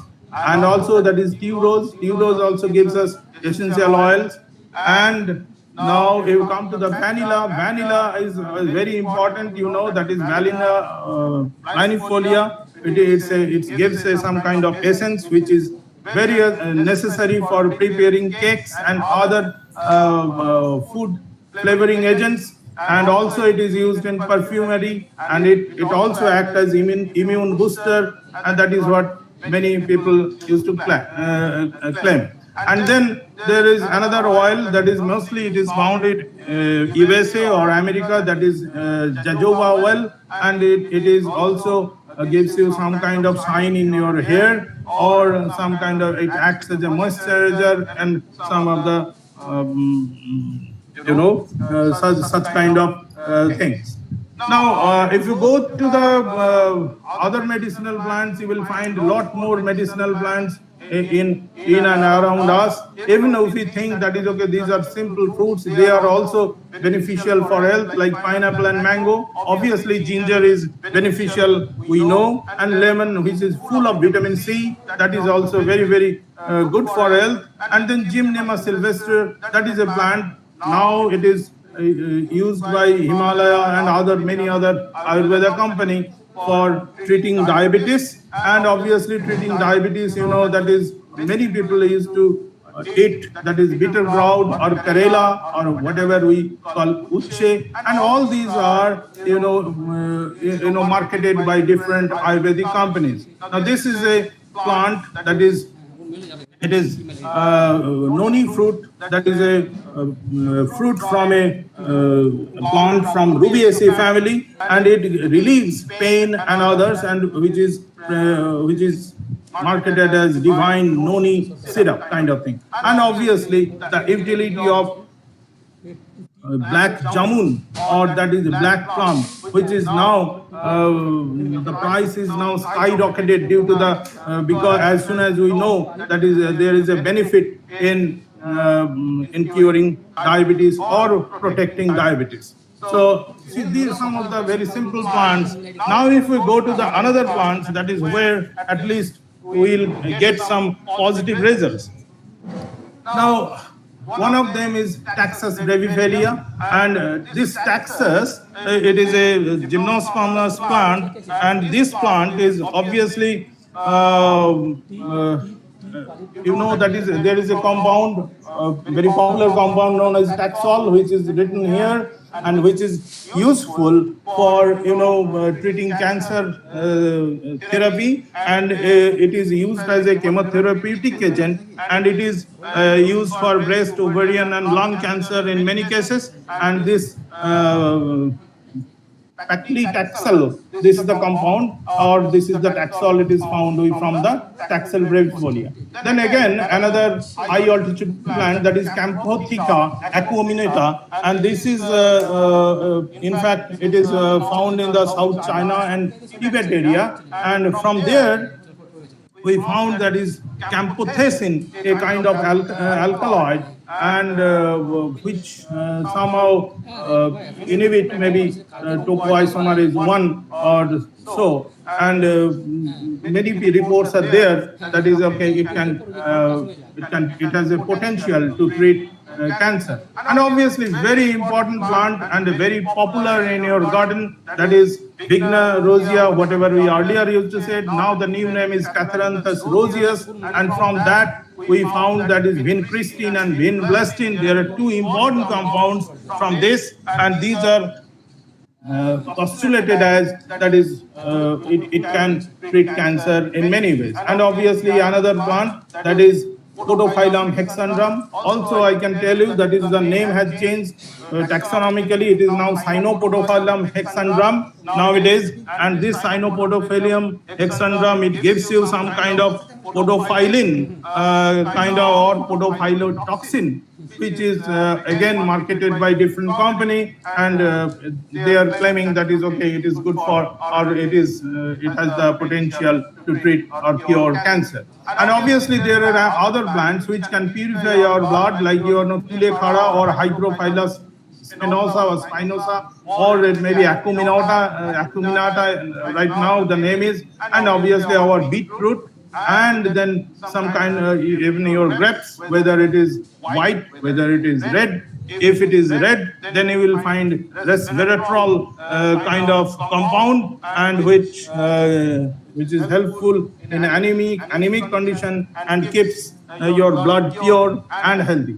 So now another few plants, that is digital, which is related to your cardiovascular diseases, and that is Digitalis purpurea, and it is found in the temperate Europe area, and it gives you that is a dioxazine or digitoxin kind of compound, and which is a heart medicine, and it inhibits one kind of transporter, that is ATPase, that is sodium potassium ATPase transporter. It inhibits that in the cell membrane, and also for dioxygenin, there is a compound which is useful for probing DNA and RNA. So this is you can probe with the dioxygen antibody, and you can use that one. So whoever uses to probe a certain kind of DNA RNA experiments, they also use such. They can. This compound is also useful. That is desoxygenin or some. And then there is another plant that is Commiphora wrightii, and that is Burseraceae, and this gives you some kind of gummy sticky substance, and which popularly known as Google. And this Google, it is believed that is okay, it inhibits that is cholesterol level, but again some of the reports are contradictory, and maybe it requires further research to prove it again. But anyway, that Ayurvedic companies are promoting this Google, and Google is very popular in Ayurvedic medicine. Now another one, it is Terminalia Arjuna, that is Arjun plant, popular in our place also, and this is the bark of this is useful for heart element from very ancient days. And also another plant from your backyard, and that is known as Costus speciosus, and this is also a popular plant which is also implicated for some kind of useful for in cardiovascular diseases. So now, as if I come from the medicine. So when we become healthy, we will try to show off ourselves, and we want to try to do something which will grow ourselves. So that is the area of cosmetics. And now in cosmetics, obviously you can think of that is okay, all these synthetic cosmetics. But again, the idea has changed, because most of the cosmetic industry is now are somehow driven by plant products, because they are safe and they are and obviously it is very healthy. So now in the cosmetics you will find different plant products. You can see this picture that is okay with a and now if we go for like face care, some kind of face care, you will find that is okay, various plants are useful. That is like aloe vera, it is useful in skin care and obviously also in the face care, and it is very skin friendly and it is a very low risk. So that's why it is very popular. And obviously if you go to the turmeric is the again another one is another plant, or it gives you a natural coloring agent, and it also is a spice, and also it is used as pharmaceutical. And in many occasions, in many rituals in our, that is Gaya Holud and others, you will find that is the use of holud or that is curcuma longa, and also it is useful in the cosmetic industry, that is gives you, that is it is used as a antioxidant and anti-aging, it is believed as anti-aging agent.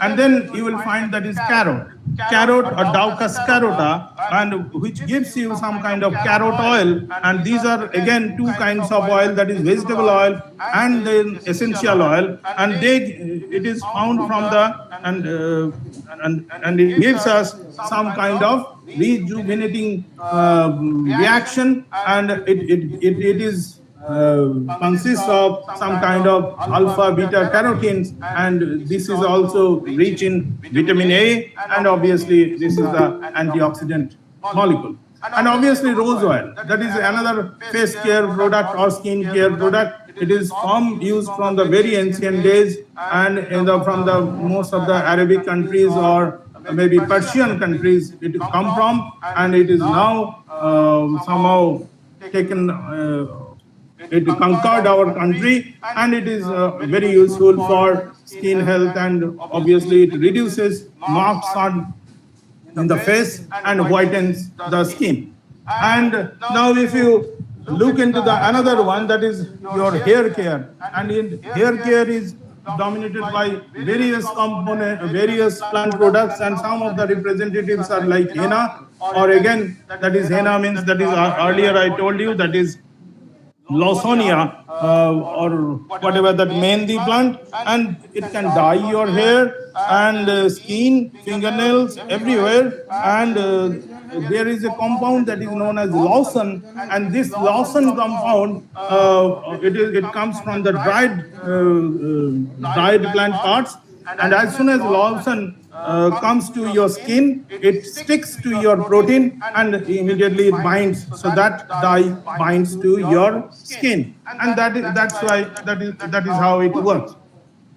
So now apart from that, there is amla, and that is your what is that, Phyllanthus emblica or Emblica officinalis, whatever it is earlier known. And this is again rich in vitamin C and essential oil, and it is used for hair loss and your scalp treatment. And there is another plant that is Sikakai, that is another acacia species, and from these fruits that is used for washing hairs. And you can, in the market you will find that is Amla Sikakai shampoos are dominating here in the stores, and you will find that is coconut oil. It is very, very popular for hair care from very early days, and it is maybe universal. You will find that is from different economic group also, because you can find coconut oil almost everywhere in the country, that is for hair care. Now if I come to that, almost towards the end of my topic, I'll come to that that is the use of plants as a fuel. So as I told you, that is plants can be used as wood. So obviously it can be discussed also there, because that wood is also used as a source of fuel. But again, it gives you some kind of pollution in the air when you burn some kind of thing. But anyway, that wood is also used in different parts of the country, or particularly in the forest areas, that is where the reach of your what Ujjwala Yojana have not yet reached, that is gases have not gone there. So many people use wood as their source of fuel. But we have to think of something other, that is in order to because all other fuels are, that is, fossil fuels like coal and that is gas. Now, those cannot be replenished, because these will be ultimately one day it will end. So now we have to think of another source of fuel, and that is the reason that is people used to think of some kind of biofuel. And for biofuel, we have to think of some renewable source, and as we find that is plant is one of the source from where we can get some renewable fuel source. And obviously from plant we can get some kind of ethanol or butanol, which can give you alternative for gasoline, and obviously some long chain hydrocarbons which can give you some kind of diesel alternative. So now in order to do that, that is various things have been done, and one is known as, so for biofuels we can categorize like this. This is an arbitrary classification, but anyway, this, if we call it, that is a first generation biofuel, what was first thought of. So at that time it was thought of that is okay, we can use that is some of the crop plants to for the production of the biofuel, because these crop plants also give you some kind of ethanol, methanol, like saccharum. It can give you methanol, and or the it can give you some kind of sucrose containing food stock, so that will give you some kind of ethanol kind of thing, and some kind of starchy material give you some kind of polysaccharide kind of long chain hydrocarbons. Now the problem is that is when you think of biofuel, then we have to compromise about our food security also, because then there is a conflict of interest whether we'll like our food first or we'll like our fuel first, because you have to use some of the area, or you have to cultivate these plants in the areas where we grow our food. So that's why we have to switch off. For another source or alternative for biofuel, and that is known as maybe second generation one. And this second generation is to utilize some of the plants which is not as a food product, or not gives us food directly, or some kind of plants which is not as such useful for food. So some kind of grass, or even you can think of like jatropha, whatever we utilized, or many talked of the things, that is the jatropha is a biofuel. So such kind of plants which grows in some arid areas or fallow areas, we can utilize such kind of weeds or plants or shrubs for biofuel generation. So we can use some of the rich in lignocellulosic biomass, some kind of plants, and then like you can use like of straw, whatever we left over, we don't utilize as even as fodder, or some kind of grass, or some kind of wood, or some kind of, and I give you example, that is jatropha. So some of the plants which grows in the arid or fallow region. So those are the second generation biofuels, and obviously some success is there, but it cannot reach up to our expectation, so that we can run our car or aeroplane or trains. But then, because of that is these are not very much cost effective, So then we have to think of another source that is now many people are thinking about, that is some of the algal source, and that is sometimes regarded as that is third generation, that is another alternative for that. And then I will come to that why we think of algae or maybe other source. So in the next slides you can see whatever I told you earlier, that is the first generation is that is the agricultural crops. It is grown for food, for food or annual purposes like wheat, sugar, etc. And obviously the second generation is the non-edible crops grown in the non-arable land. And these are our target area is the lignocellulosic biomass or the woody crops or the agricultural residues or the organic waste. Now again, I thought we can thought of another source, that is algal biofuel. Now why?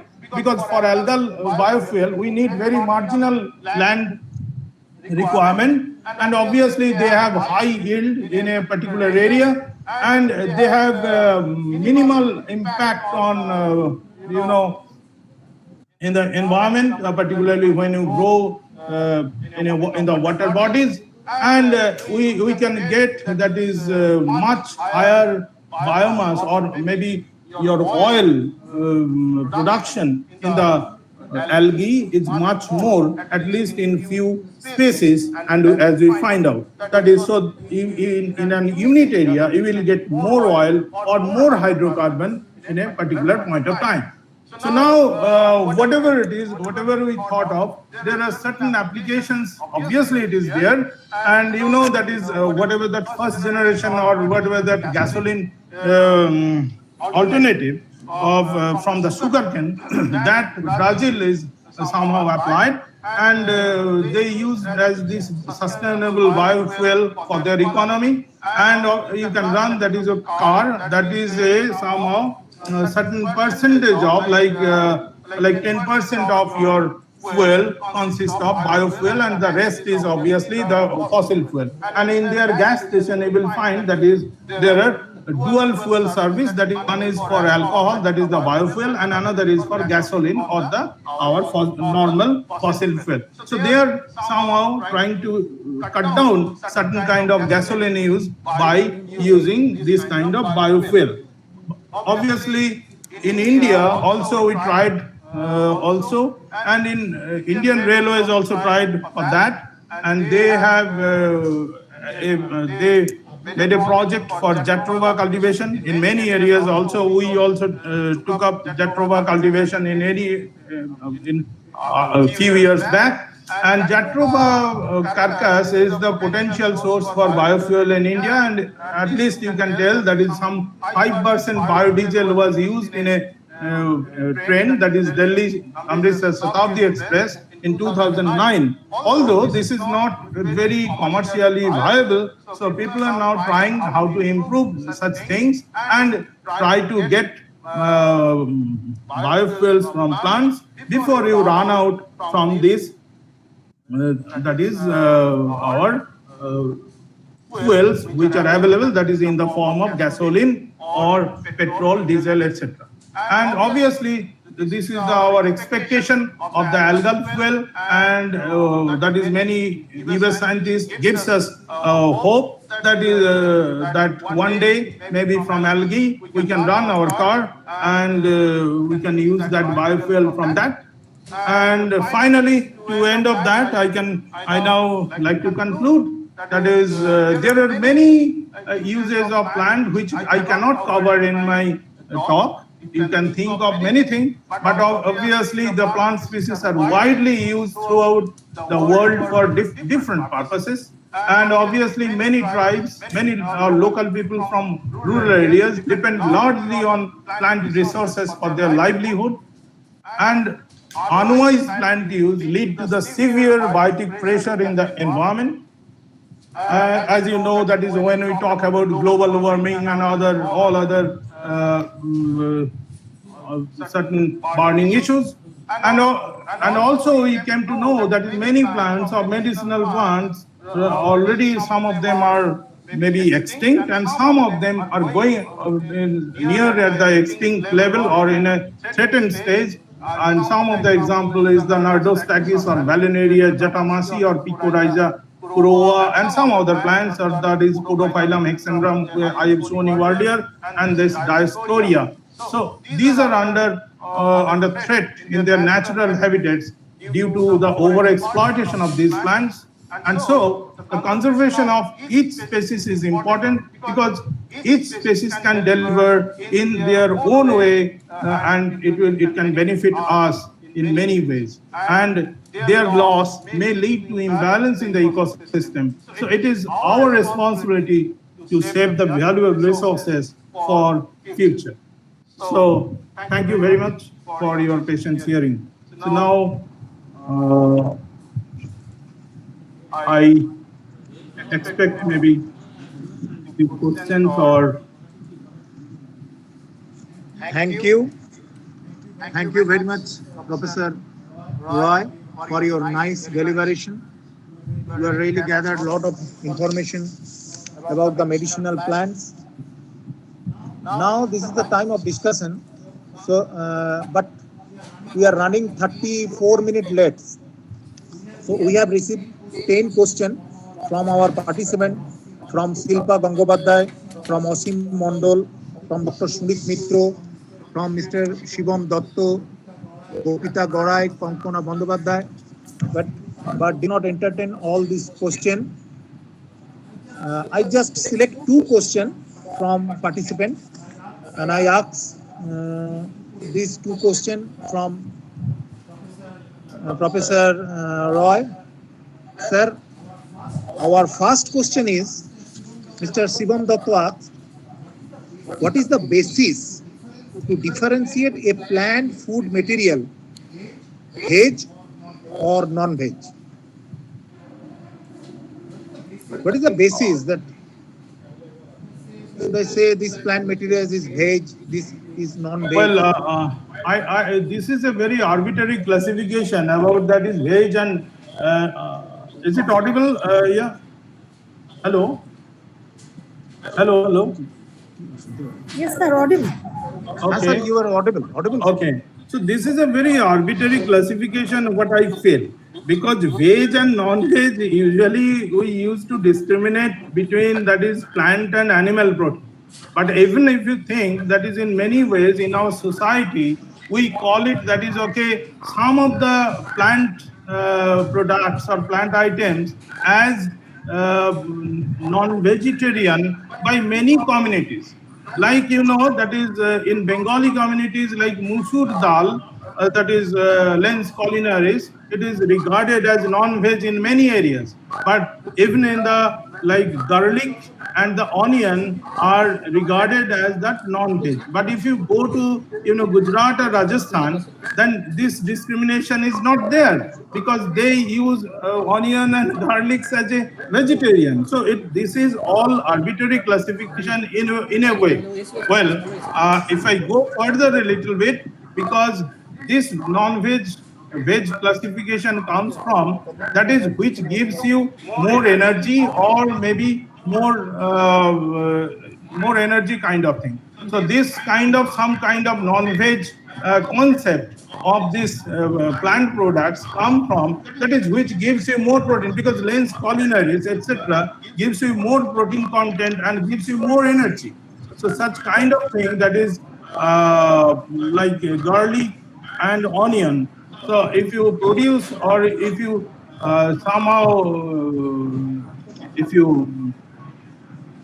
because in many areas, particularly some of our community members, we have to reduce some of our what I can say, that is their expectation or some kind of thing, that is to so that they don't get more energy from their food. So that is how maybe it is termed as some kind of food as non-vegetarian. But there is not as such, that is plant never said that is this is a non-vegetarian, because we can call it all vegetarian. Some foods give you more energy, and maybe you will be more energetic, and to make you less energetic, people maybe sometimes develop some such kind of classification.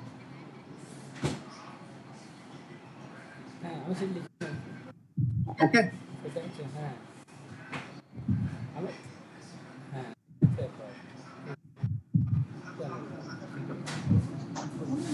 Thank you, sir. Another question is, can aloe vera reduce diabetes?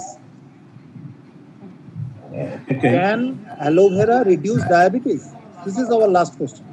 Well, again, these are all, that is the traditional therapy, and which is not validated by the scientific experiments in many ways. So even aloe vera, many people popularly use as a paste or syrup, and some people, okay, if they get benefit out of that, they are thinking that is okay, it is for that. But unless that is there are some kind of scientific validation, it is difficult to tell that is aloe vera or specifically a particular compound from aloe vera gives you that beneficial effect. But right now, whatever we say, that is all from the Ayurvedic literature, or from the traditional belief, or from the traditional use of the plants, and some of them are maybe partly known, some of them are not. And uh, as, as you remember, when I talked about curcumin, I also tried to point out something, that is curcumin, because curcuma longa is obviously it is known beneficial for many things. But now people, when thought of that is what is the actual the lead compound, they thought curcumin is the lead compound, and then many researches come up there that is for its pro-inflammatory role. But suddenly, that is, it found out when it goes to the clinical trials, we found out that is okay, there are no specific role for that. So that is the problem. Whatever we know from that, that is from our belief and from the Ayurvedic knowledge of these plants. Thank you, sir. Thank you very much for giving your valuable time with us. Thank you. Thank you.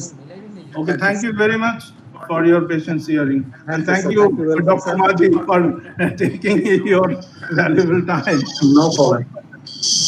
Okay, sir. Now I hand over to our head of the department, Dr. Orpita Banerjee.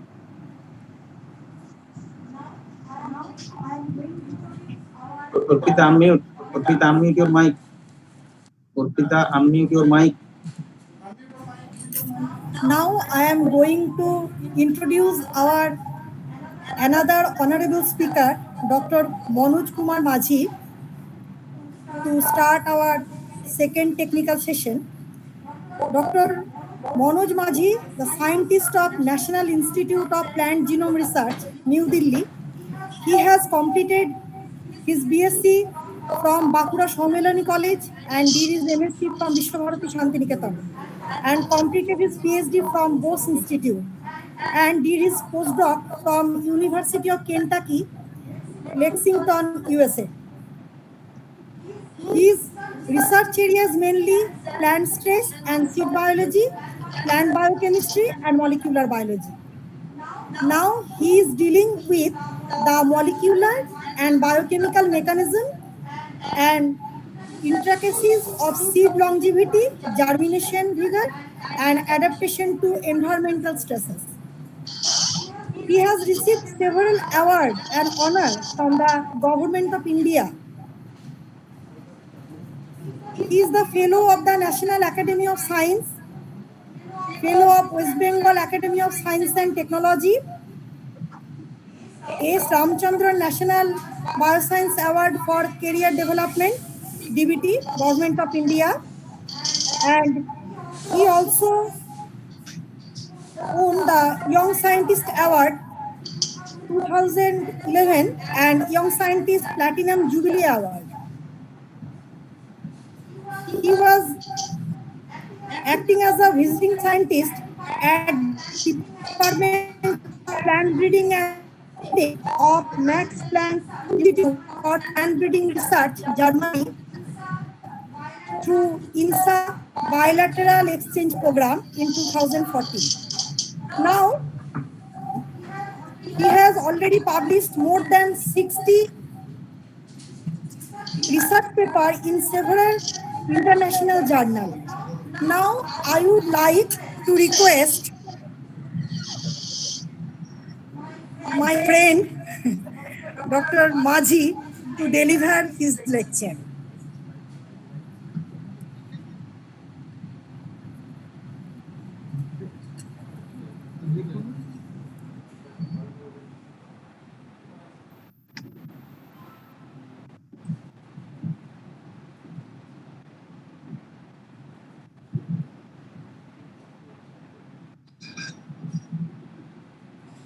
Hello.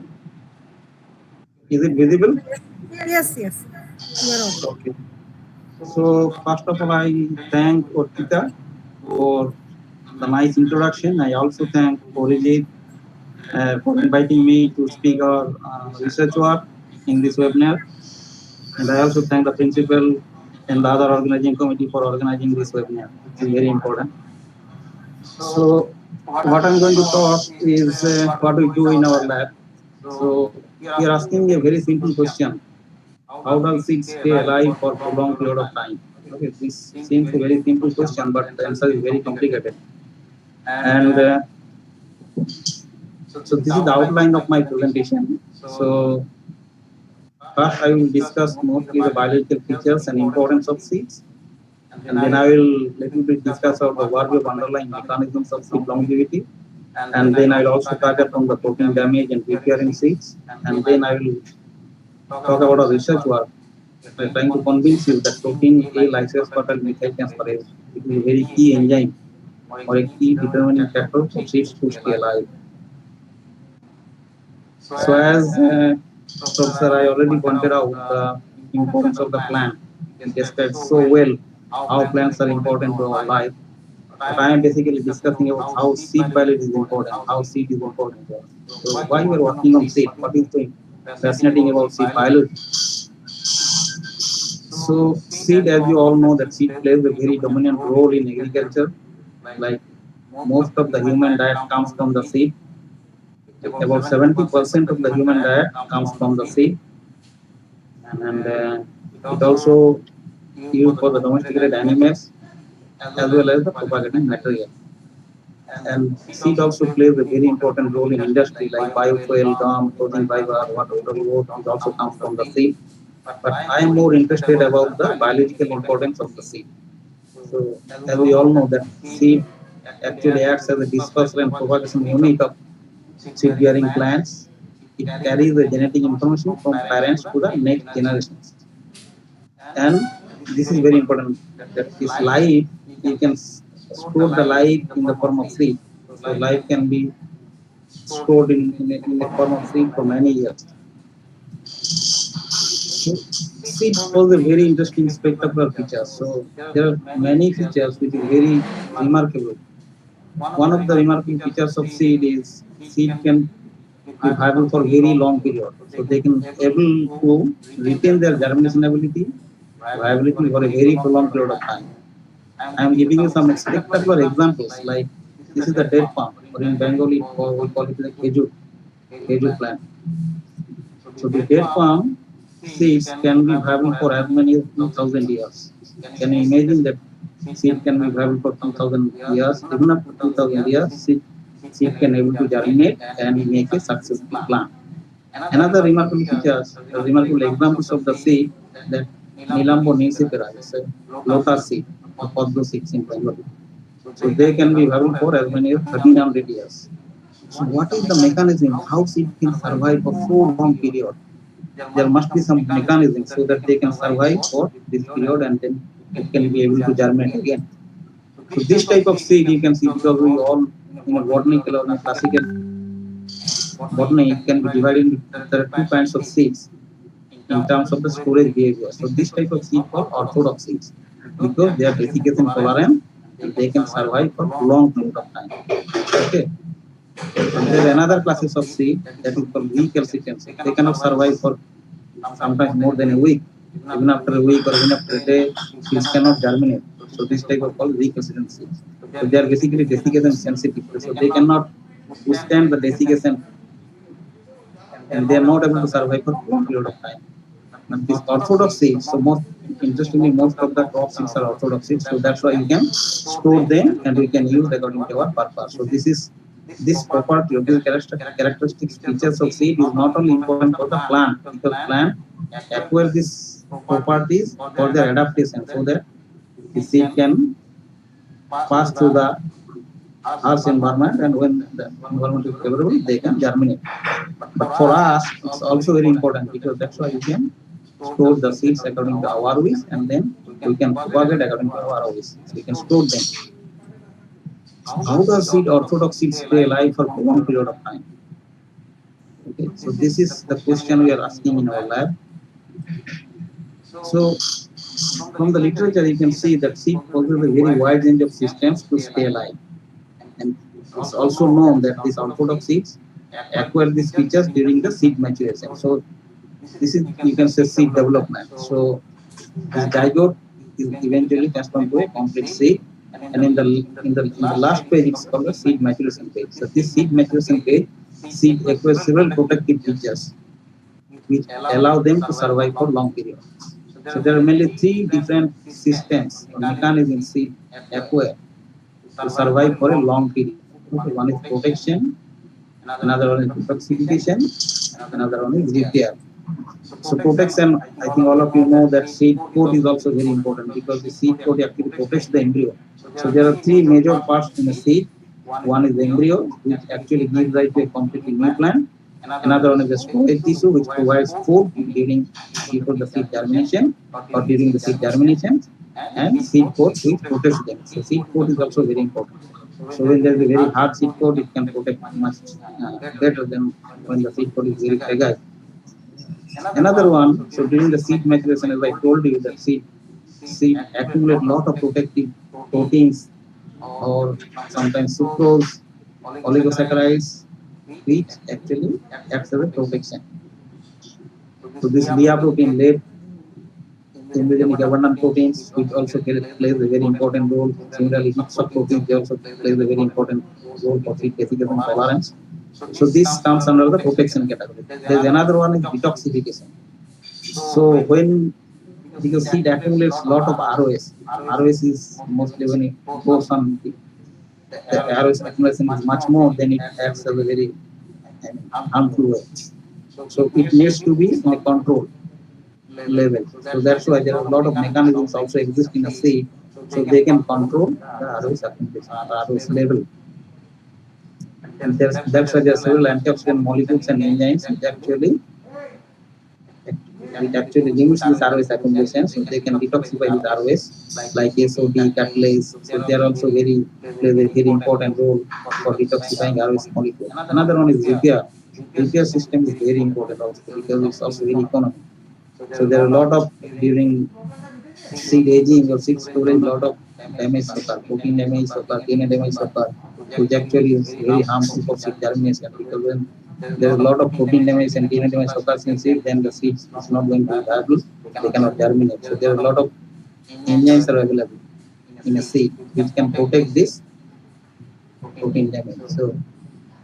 So although seed can survive for a very long period of time, but during aging or storage, seed undergoes deterioration, which actually negatively influences the seed viability, seed germination. There are a lot of negative effects. When the seed is deteriorated, because of the reduction in germination figure, viability, as well as nutrient quality. When the seed quality is not good due to seed deterioration during prolonged storage or aging, then it increases the susceptibility to environmental stresses, reduction in seedling growth, establishment, increased number of abnormal seedlings. So these are some harmful effects of the seed deterioration. So can we increase the seed longevity and seed storage life? Because this is also very important. Because you can see, if you don't keep in a proper way for the storage, then seed deterioration occurs very fast. So if we can increase the seed longevity or seed storage life, it is very helpful for the agriculture. So, but if you want to understand, if you want to increase the seed longevity, you need to understand the cause of seed deterioration during aging or storage. So there are a lot of things going on during storage. One is DNA damage, protein damage modification, lipid oxidation, membrane damage, and hydrolysis activity. So today I discuss basically the protein damage, how protein damage occurs in a seed and how it can prevent the protein damage.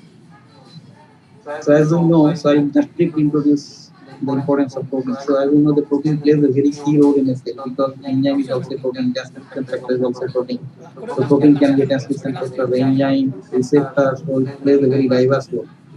But these proteins are very susceptible to various damages, particularly during stress conditions.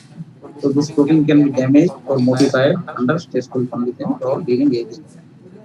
So this protein damage can be categorized broadly into two classes. One is called conformational damage, when the three-dimensional structure of the protein is disturbed due to the stressful conditions, mostly due to the heat or any kind of stress. Another one is it's not very well known, but it's a covalent modification for damage. So there are certain amino acids of a protein can be modified due to stressful conditions. So most of the damaged protein is basically undergoes protein degradation pathway. So that this damaged protein is degraded because they are no longer useful in a cell. So cell don't want to keep them, this damaged protein. So there is a very specific pathway in a cell that is called protein degradation pathway. So now it is known that there is a ubiquitin independent protein degradation pathway exists in a cell which actually recognize the damaged protein and they produce a 3 amino acids of this damaged protein, and this can be recycled and can be synthesized again in a new protein. But this is a very energy consuming process because for this degradation it requires energy, and for the synthesis of protein it requires energy. So a lot of resources have been utilized to undergo this degradation as well as synthesis of the protein. But there is another classes of enzyme in a cell or in a pathway in a cell that is called repair pathway. What they do, basically they repair this damaged protein and can make them functional again without using a lot of energy in a cell. So it's a very economic. So it's like we do in our daily life. If something is cold, then you can actually repair them and it can be used again. So this cell uses the same kind of philosophy. So they don't want to spend their energy. They use their energy very efficiently. So they can use this pathway and without utilizing much energy of the cell, they can repair this damaged protein and make them a fully functional protein. So as I told you that proteins in a seeds are very stressful conditions because in seed, in a dry seed, you will see only 10% moisture content. So it's a very desiccated state. So it creates a dehydration stress as well as oxidative stress, which makes protein sometimes non-functional, sometimes it helps proteins to modify or to damage. And if the protein is damaged in a seed, it eventually reduces the seed vigor and viability. But in seed, there are a lot of protein vigor enzymes which actually recognize this damaged protein and repair them and make a functional protein. So I am there talking about the two main enzymes. One is called methionine sulfoxide reductase. This methionine residues of a protein can be converted to methionine sulfoxide because of the oxidative stress. And when the methionine is converted to methionine sulfoxide, this methionine sulfoxide disrupts the protein structure. So the protein is damaged. But if the enzyme is there, then this can recognize this methionine sulfoxide and convert them back to the methionine. So protein now becomes the original structure. There is another enzyme called protein A lysoaspartyl receptor, which I am going to talk about today. So I'll discuss here. So PINT is basically protein repair enzyme. Why is it called protein repair enzyme? Because it repairs the protein, certain kind of protein damage. So it repairs isoaspartate mediated protein damage in a cell. So I am explaining in a very simple way. So let's say in a protein there are a lot of aspartate residues and asparagine residues. So in a protein, all of you know that there are 20 amino acid residues which actually makes a protein. So in a protein you see a lot of aspartate residues or asparagine residues along with other amino acid residues. So when these aspartate residues and asparagine residues they are in a protein during aging or stress condition, this protein can be spontaneously modified to isoaspartate. Mind it is a spontaneous modification. There is no enzyme involved here. So it can it can be modified very spontaneously when there is a stressful condition in the cell or protein undergoes aging. So if you see when there is isoaspartate, this aspartate is modified to isoaspartate, you will see their native structure is changed because aspartate or asparagine is modified to isoaspartate. This isoaspartate affects the protein structure, and when the protein structure is disturbed, then the function is also disturbed. Because the functionality of the protein depends on the structure of the protein. If you change the structure of the protein by introducing heat or any other stress or any other means, the protein structure is disrupted, the function is disrupted. So in this case, this isoaspartate makes the protein damaged. So in a protein, in a cell, when there is PIMT enzyme is there, it can recognize this aspartate residues and convert it back to the aspartate residue. So this is how PIMT repairs this damaged protein, isoaspartate mediated damaged protein to the normal protein. So this disrupted protein or affected protein can be a normal protein. So it helps the restore their biological function. So because this biological function is disrupted here because of the isoaspartate. But PIMT repairs them, so it can again restore their own functions. So this PIMT basically catalyze or convert isoaspartate to aspartate. It's a very complicated pathway. I'm not going to talk about this.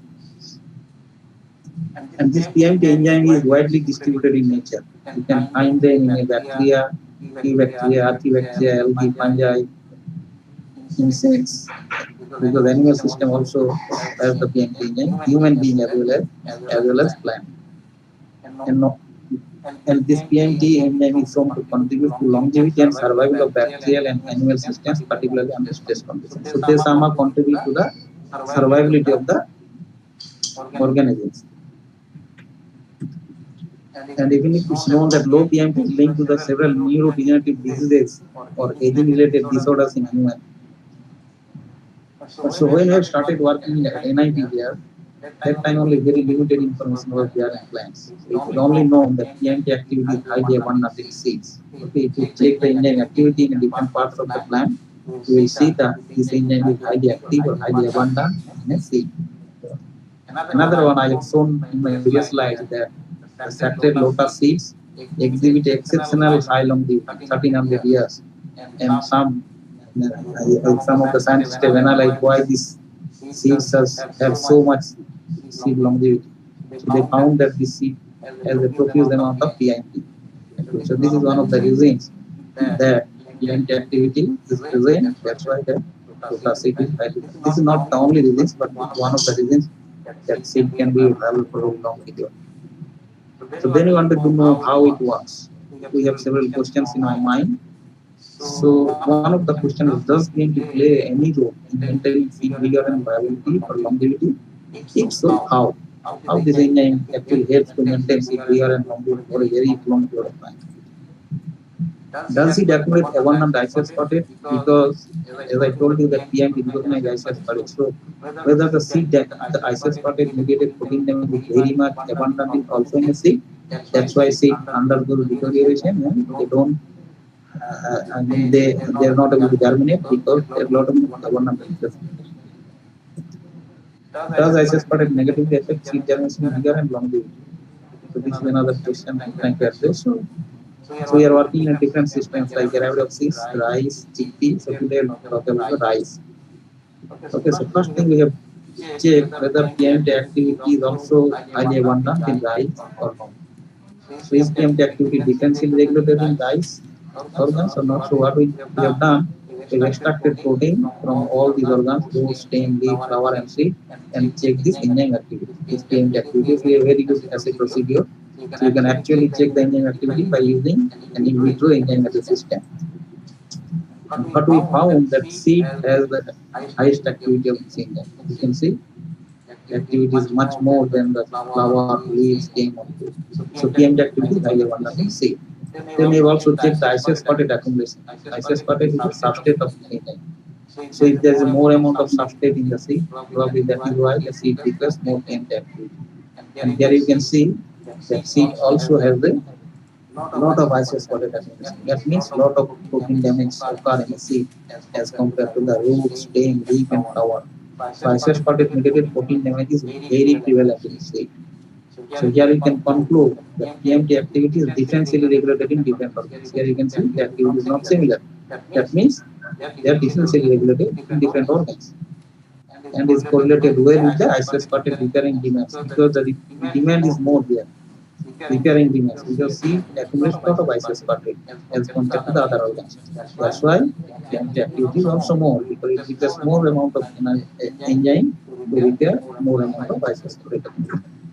As I told you in my last slides that during seed maturation, so in a seed development process, the last step is the seed maturation stage. So in seed maturation stage, most of the protective molecules or enzymes or proteins accumulate. So you wanted to know whether PMT is also accumulated in the late maturation stage. So what we have done, we have categorized the, so we have checked the from flowering to the mature seed.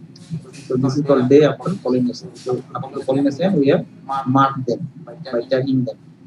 So it takes around 29 to 30 days to make a mature seed protein flower after pollination. So we have categorized them and then we have pulled some of the S1, S2, S3, S4 and S5. So whole development phases, we have categorized them S1, S2, S3, S4 and S5. And we have collected those samples and extracted protein and check the PMT activity again. And here you can see as the seed development proceeds or in the mature phase, this is the dry seed, this is the mature phase, you can see the PMT activity is very much abundant and it progressively increases starting from flower or the S1 to the S5. And when you check the germination, so you can also categorize germination in different states. So this is 0 hours of water, 12 hours imbibe because for germination you have to imbibe them in a water. So this is a different hours of imbibe, 12, 21, 30, 48, and after 48 hours or 60 hours, seed is completely germinated. Let's say after 60 hours here. So you can see when the seed is germinated, completely germinated, the PMT activity goes down because probably the isospartate damage is not much prevalent in germinated seeds. So PMT activity is there. So what we conclude here that PMT activity gradually increases as seed development proceeds. Our activity decreases during the course of germination and is further reduced in germinated seeds. Now, as I told you that during aging or during storage, seed undergoes deterioration. That means seed loses their seed germination viability. But in a natural process, in a natural aging, it takes a lot of time. So you see, aging means in a seed aging, some of the seed can survive for 1300 years, let's say 1 year, but still you have to wait for long. So there's another method in a seed biology that is called accelerated aging. So you can actually make them faster. So this is a lab technique. So these actually mimics the natural aging. So this is artificial aging. So what is artificial aging? So you can keep your seeds under 45 degrees centigrade and 100% relative humidity for 1 to 10 days. So this actually reflects the same natural aging. And then you store the germination, PMT activity, and isospartate accumulation. So as I told you, during aging, the seed germination goes down or seed viability goes down. This is a natural thing. Similarly, in artificial aging, you can see after 10 days of artificial aging, the germination goes down from 100% germination to 10%. So here 100% germination means all the seeds are germinated. Here only 10% of the seeds are germinated. Okay, and this is very much correlated with the isospartate accumulation because PMT activity also goes down after aging. See, from let's say that this is the highest enzyme activity, but it goes down after 10 days of aging. That means PMT activity is no longer or not as effective as it is in without aging. So here we can conclude that the reduction of germination efficiency as a result of accelerated aging is strongly associated with the increased isospartate accumulation and reduced PMT activity. That's why that is one of the reasons that during aging seed loses viability because PMT activity also goes down. So then I look for the gene. So it's known that PMT enzyme is encoded by 2 genes in a plant. Okay. But in bacteria and animals or humans, it's encoded by only single gene. So in plant, it's somehow unique because it has 2 genes. One is called PMT1 gene, and another one is called PMT2. So this is represented as exon and this is intron. Okay, so there are 3 exons and 2. This is 4 exons. Basically 1, 2, 3, and 4. There are 4 exons and 3 introns. This is PMP2 genes 1, 2, 3, 4. So if you check their protein structure, protein amino acid sequences, you will find there are 5 chromosomal domains. I'm not going to talk about the details of the domains. So these domains are very important for their activity. Interestingly, PMP2 protein is a bit longer and because it has an extra internal extension. Okay, so in rice, it produces 2 isoforms, so SPMP1 and SPMP2. As I told you, that plant produces 2 different type of PMP protein. One is PMP1, another is PMP2. But besides this, we found that it produces some other protein isoform, but which is little bit shorter than the actual isoform. We name them SPMP1 dash. Similarly, delta SPMP2, SPMP2 dash, and 2 dash 2. So these are the major isoforms of the protein, PMP1 and PMP2. But besides this, we found several other protein isoforms. So next question. So there are 5 protein isoforms we found. 1, 2, 3, 4, 5, 6. All are PMP, but some of them are shorter in size because they don't have all these domains.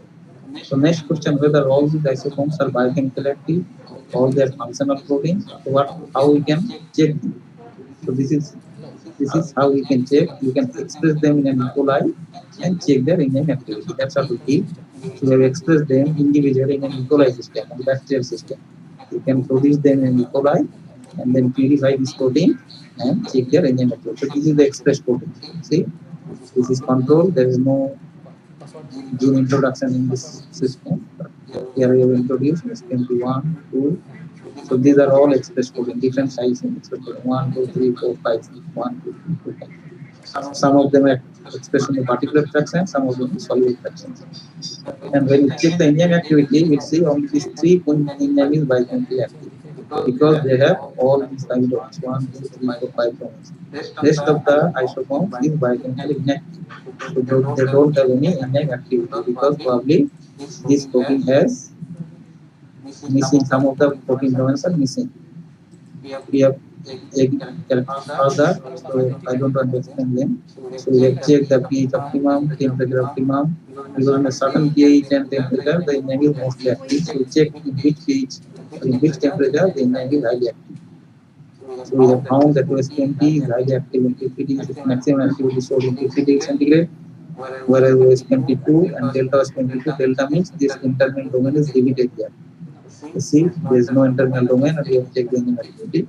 All of them shown the 45 degrees centigrade temperature optimum. Now the question is that whether these genes are differentially expressed and regulated in different organs, because we found that PMP activities are differentially regulated. We have checked the transcript level of this SPMP1 or SPMP2 in a real-time PCR, quantitative real-time. So we have done a relative quantification, QRT PCR, and what we found that we see this SPMP1 and SPMP2 is highly evolved. Like PMP activity, if you remember, I told you that PMP activity is also maximum in C. Similarly, the transcripts are also maximum in C. And during the late maturation phase.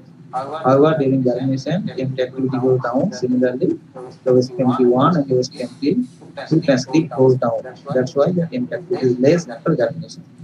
We have checked the protein level also, because when you want to check the expression level of any gene, you should check both in a transcript level as well as in a protein level. The protein is the actual player. Here you can see in root it's not detectable, although there are some transcript detectable, but here protein is not detectable. Probably it depends on the how your antibody is deficient or not. So this is the expressed protein, purified protein we have read as a control, and this is the protein extracted from stem, leaf, flower, and seed. And you can see these proteins are visible in seed and other organs as well, but most abundant in seed. And during development also you can see it's highly abundant during the maturation phase. But during germination, the protein amount goes down. You see, this is 0 hours means dry seed, but in live seed it progressively goes down. In germinated seedling, you don't see any protein there. Similarly, the transcript goes down, so the activity is very less in germinated seeds.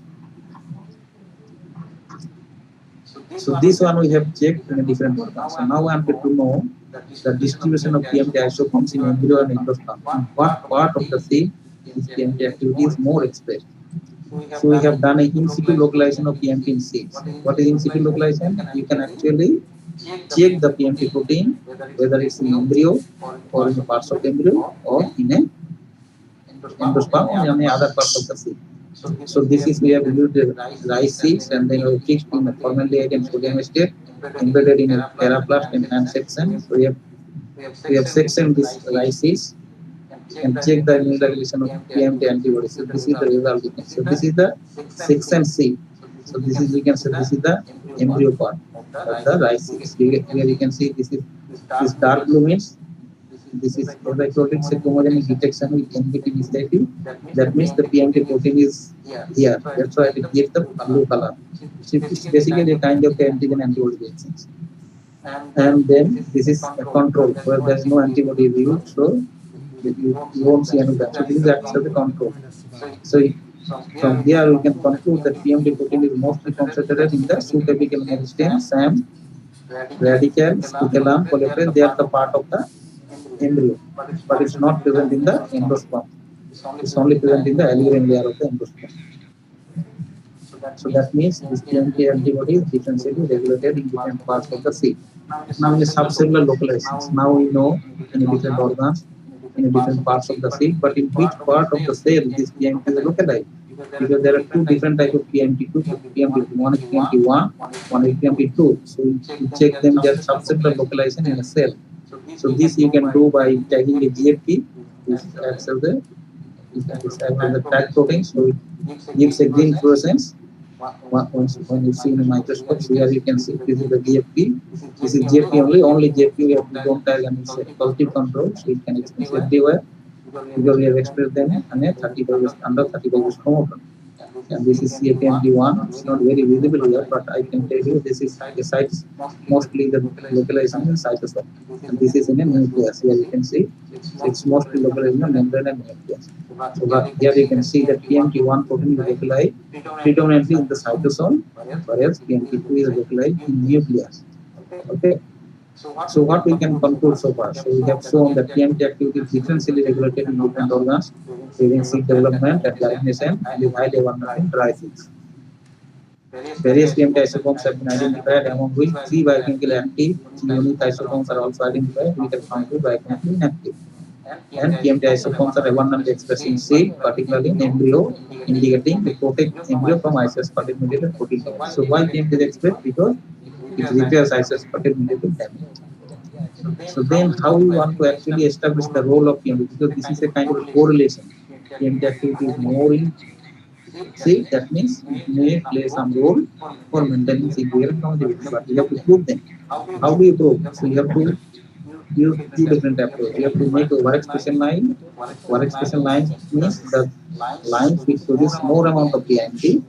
Another one, we can make RNA line or any knockdown line or knockout line where you can remove either you can remove PMT or disrupt PMT gene, or you can suppress the PMT gene expression. So that's what we have done. We have made a overexpression line.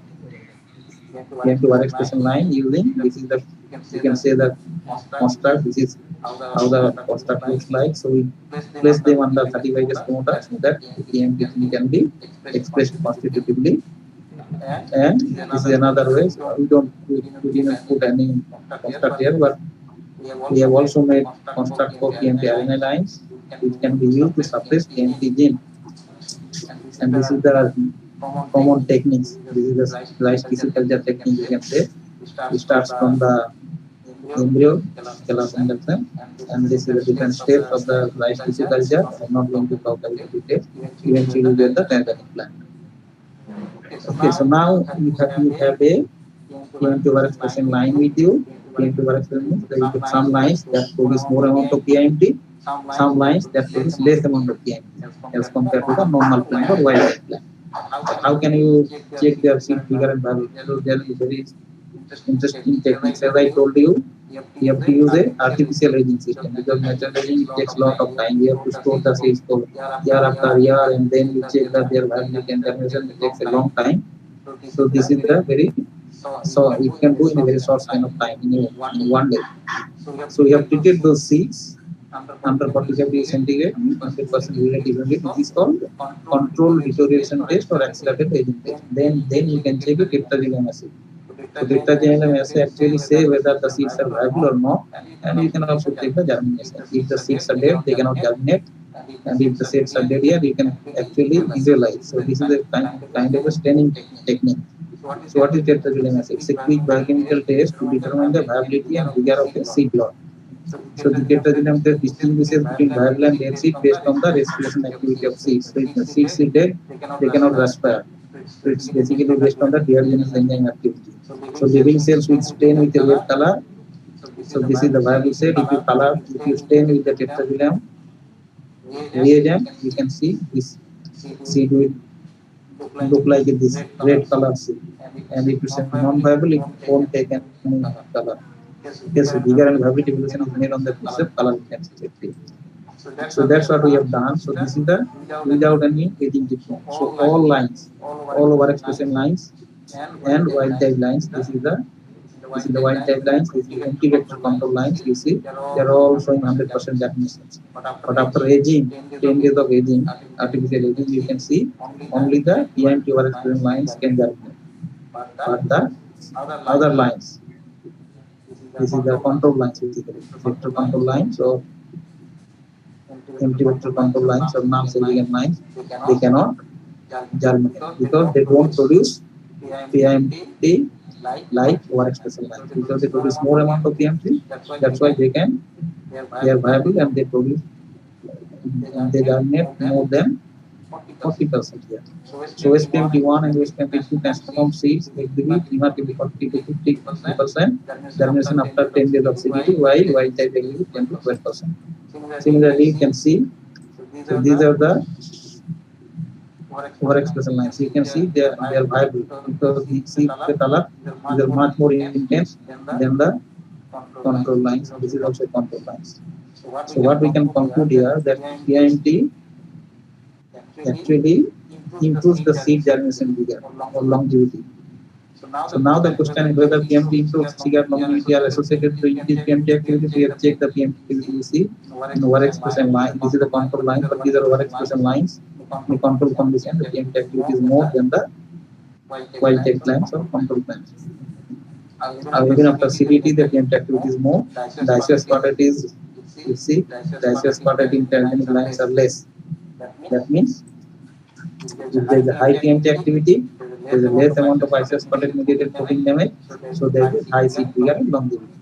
Okay, so you can say that improved germination and viability of transgenic rice seeds after CBT is correlated well with reduced isospotted accumulation due to enhanced PIMT activity in seeds, because they produce more PIMT. So they can, that's why they are better in terms of viability and longevity. Similarly, if you suppress the PIMT through RNA lines, so this is similar extent we have done in PIMT RNA lines. PIMT RNA lines means the plant produces less amount of PIMT because of the RNA interference techniques. So that means more isospotted mediated protein damage, which results reduced seed vigor and longevity. So this is how it looks like, correlation of PIMT activity. So if the seed has less amount of PIMT, then there is a excess isospotted in seed protein. So there is a excess seed damage, protein damage in a seed, which basically makes reduced seed vigor and viability. So when there is a less PIMT, seeds are less seeds which have less seed vigor and viability. So they cannot compete for a very long period. But when the seed has a more amount of PIMT, the isospotted damage is less because they can repair very fast, and the amount of isospotted will be very less in the seed, which actually improves seed vigor and longevity. So, but what is the mechanism? How PIMT actually improves seed vigor and germination? So it is very well known that during seed aging or storage, it produces a lot of excess ROS. As you all know that ROS is very harmful to the cells or to the seeds. So if you somehow restrict the ROS, you can actually improve the seed storage life or seed quality. So is there any relation of PIMT and ROS? That's what we have checked here. So we have checked the H2O2 content and their repeat precipitation through MDA analyzing MDA compound. So what we have done, we have checked the ROS content in the overexpression lines as well as the RNA lines, and we have made some correlations. I don't want to explain this because of the shortage of time. This is also we have done in a RNA line. So what we conclude here that when the seed has a less amount of PMT, we have already told you that there is a more amount of isospartate in a seed, and from the previous experiment we have concluded that when it produces excess ROS, excess liquid precipitation in the seed, and that's why it produces a reduced seed bigger longevity and viability. Wherever when the seed has a more amount of PMT, this is PMT overexpression lines, you can say they exhibit less amount of isospartate mediated protein damage. They also produce, they also have a reduced ROS content as well as lipid precipitation. So the damage is less. ROS and ROS mediated damage is less when there is a high amount of PMT. But while when the ROS is more, the damage is more when there is a less amount of PMT. This is how we can correlate. But why ROS accumulation is altered in PMT overexpression RNA lines? Because PMT is not a antioxidative engine or ROS scavenging engine. Somehow it plays an indirect role. So what is the connection of antioxidative enzymes and ROS? We all know that when there is a high amount of ROS, the antioxidative enzymes actually restrict ROS by catalyzing, like salt, they actually dismigrate the superoxide, catalyze the acid. They catalyze H2O2 to H2 and O2. So catalytic activity of antioxidant enzymes are compromising the anti-RNA lines. What we have checked this antioxidant enzyme activity in PMT overexpression lines and RNA lines. We found that PMT overexpression lines are in antioxidant enzyme is very less active. So why antioxidant enzymes? But we have concluded here that antioxidant enzymes after aging undergoes isospartate mediated damage. That's why they have compromised activity. As I told you that isospartate is formed in a protein when there is a aspartate amino acid or aspartate amino acid in a protein. What we have observed in the next slide, you can see that in catalase. So this is, we have checked two catalase enzymes, catalase 3 and catalase 2. Here you can see there are 4 aspartate amino acid residues and 1 aspartate amino acid residue. They are very susceptible to isospartate formation because not all aspartate residues can convert to isospartate. When the next amino acid glycine, serine, and histidine, only then they can convert. So here you can see, so this antioxidative enzymes a lot of aspartate and aspartate residues, which can be converted to isospartate. So when the isospartate is formed, this catalase activity of this enzyme is lost. Similarly, superoxide dismutase, SOD1, SO2, when they undergo isospartate modification, their enzyme activity is either lost or compromised. So that's what our hypothesis is. So we have checked whether this enzyme actually undergoes isospartate formation. So we have produced recombinant proteins, purified them, did the thermal aging treatment, and checked the isospartate activity. Here you can see this is the all purified protein. So this is the SDS page check. These are the recombinant protein which eventually purify. This is the single protein. So this is the purification profile. Only these proteins are there. So we know only this solution has this protein. We have treated them and checked the isospartate contribution. You see, after treatment, isospartate is more. All this in SOD as well as catalase. And we have checked the amino acid through protein analysis that asparagine 411, asparagine 102, asparagine 201 undergoes isospartate. So this amino acid is converted to isospartate. That we have actually shown through protein analysis. And we have also checked that this, when this enzyme has isospartate, then the enzyme activity is very less. Here you can see, but when we supply them, so we did a very PMT repair assay. So PMT not only repair isospartate accumulation but also restore the catalytic activity of antioxidant enzyme. So when we provide them PMT, then the isospartate formation is less because it can repair the isospartate. But when the assay you don't put any PMT, that means the PMT activity is no longer there, so they cannot repair the isospartate in this protein. So here you can see this is a very complicated experiment. I just want to mention that if you provide PMT, then you see the relative catalase activities. This is more in absence as compared to the when you don't put any PMP in the reaction mix. So what we can conclude here, the PMP mediated protein repair system is critical in maintaining ROS homeostasis during aging or stress, apparently by protecting the capillary components of anti-inflammatory enzyme. Okay. So this is the proposed model. So as I told you, during seed development, PMP activity goes up in the seed maturation period. So when the PMP in a seed, in a dry seed, which have a robust and efficient PMP repair system, they have a less protein damage after aging or storage. Okay, so the seed viability is more. So we have a seed improves seed bigger longevity and survivability under stress. Now another study we have shown that PMP activity plays also very important role for plant survivability. So, but in some cases, when the PMP activity is less, then the damage protein is more. Then they have a reduced seed vigor and longevity. Okay, so because this PMP protect the anti-oxidative enzymes proteins, which is important for vigor and viability. So what we can say here, the PMP don't involve directly, so they basically protect other proteins, which is very important for maintaining seed vigor and viability. So they protect from isospartate mediated protein. Okay, so we have a patent of this protein or the gene that PMP can actually improve seed vigor and viability, can improve the seed storage ability, and so the exploitation of PMP mediated improvement of seed vigor and longevity can have a huge impact on agriculture economy. And we have shown that those seeds which have more longevity, they have more amount of impact. So I just want to acknowledge my students. So I have some other projects also, but today I have discussed only in the PMP protein. So this most of the work has been done by me. Now we will RA in our lab and we will get that very soon. And these are some other scholars. They are involved in different projects. Thank you.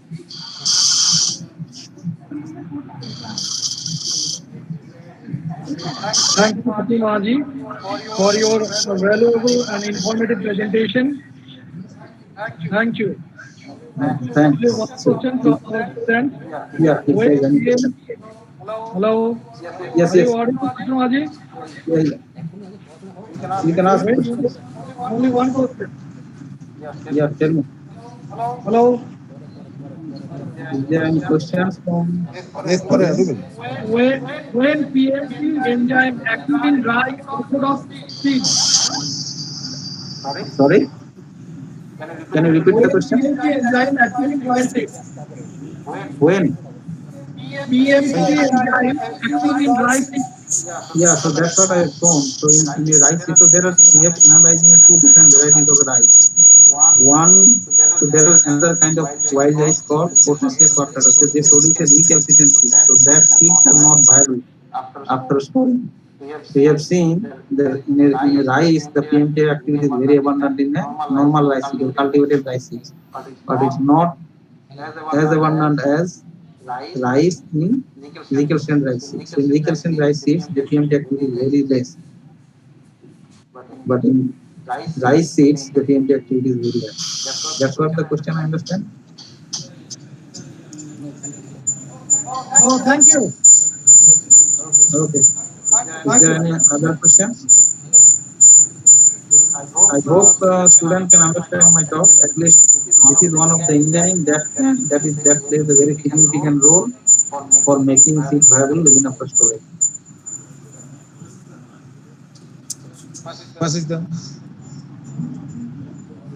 Yes, Devasita. Devasita, unmute your mic. Devasita, unmute your mic. Yes. Yes. Okay. Thank you, Manoj.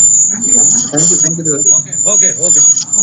On behalf of organizing committee, in the 2 days international webinar on applied aspects in plant science, organized by the Department Bankura Christian College, we are very, very thankful to our today's two speakers, Dr. Suripto Roy and Dr. Manoj Maji, for their kind cooperation and valuable speech. We have enriched our knowledge in the respective field. We are grateful to our Honorable Vice Chancellor, Professor Dr. Devnarayan Bandyopadhyay, for his kind presence and active participation with us. Thank you so much, sir. We are honored to have continuous encouragement from our respected principal, Dr. Kotik Boron Mondol. Thanks a lot, sir. We are also thankful to Mr. Tanmoy Pal and Mr. Subodip Choudhury for technical support. Last but not the least, we are glad enough with our participants for their constant patience. Thanks to all participants. Feedback will be provided at the end of the webinar on 9th September at 1:30 p.m. With this, we are concluding today's program. Tomorrow we will meet again at 10:30 a.m. with the same link. Thank you all.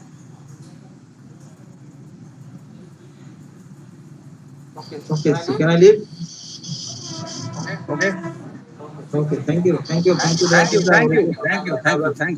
Faculty members. Thank you. Thank you to all.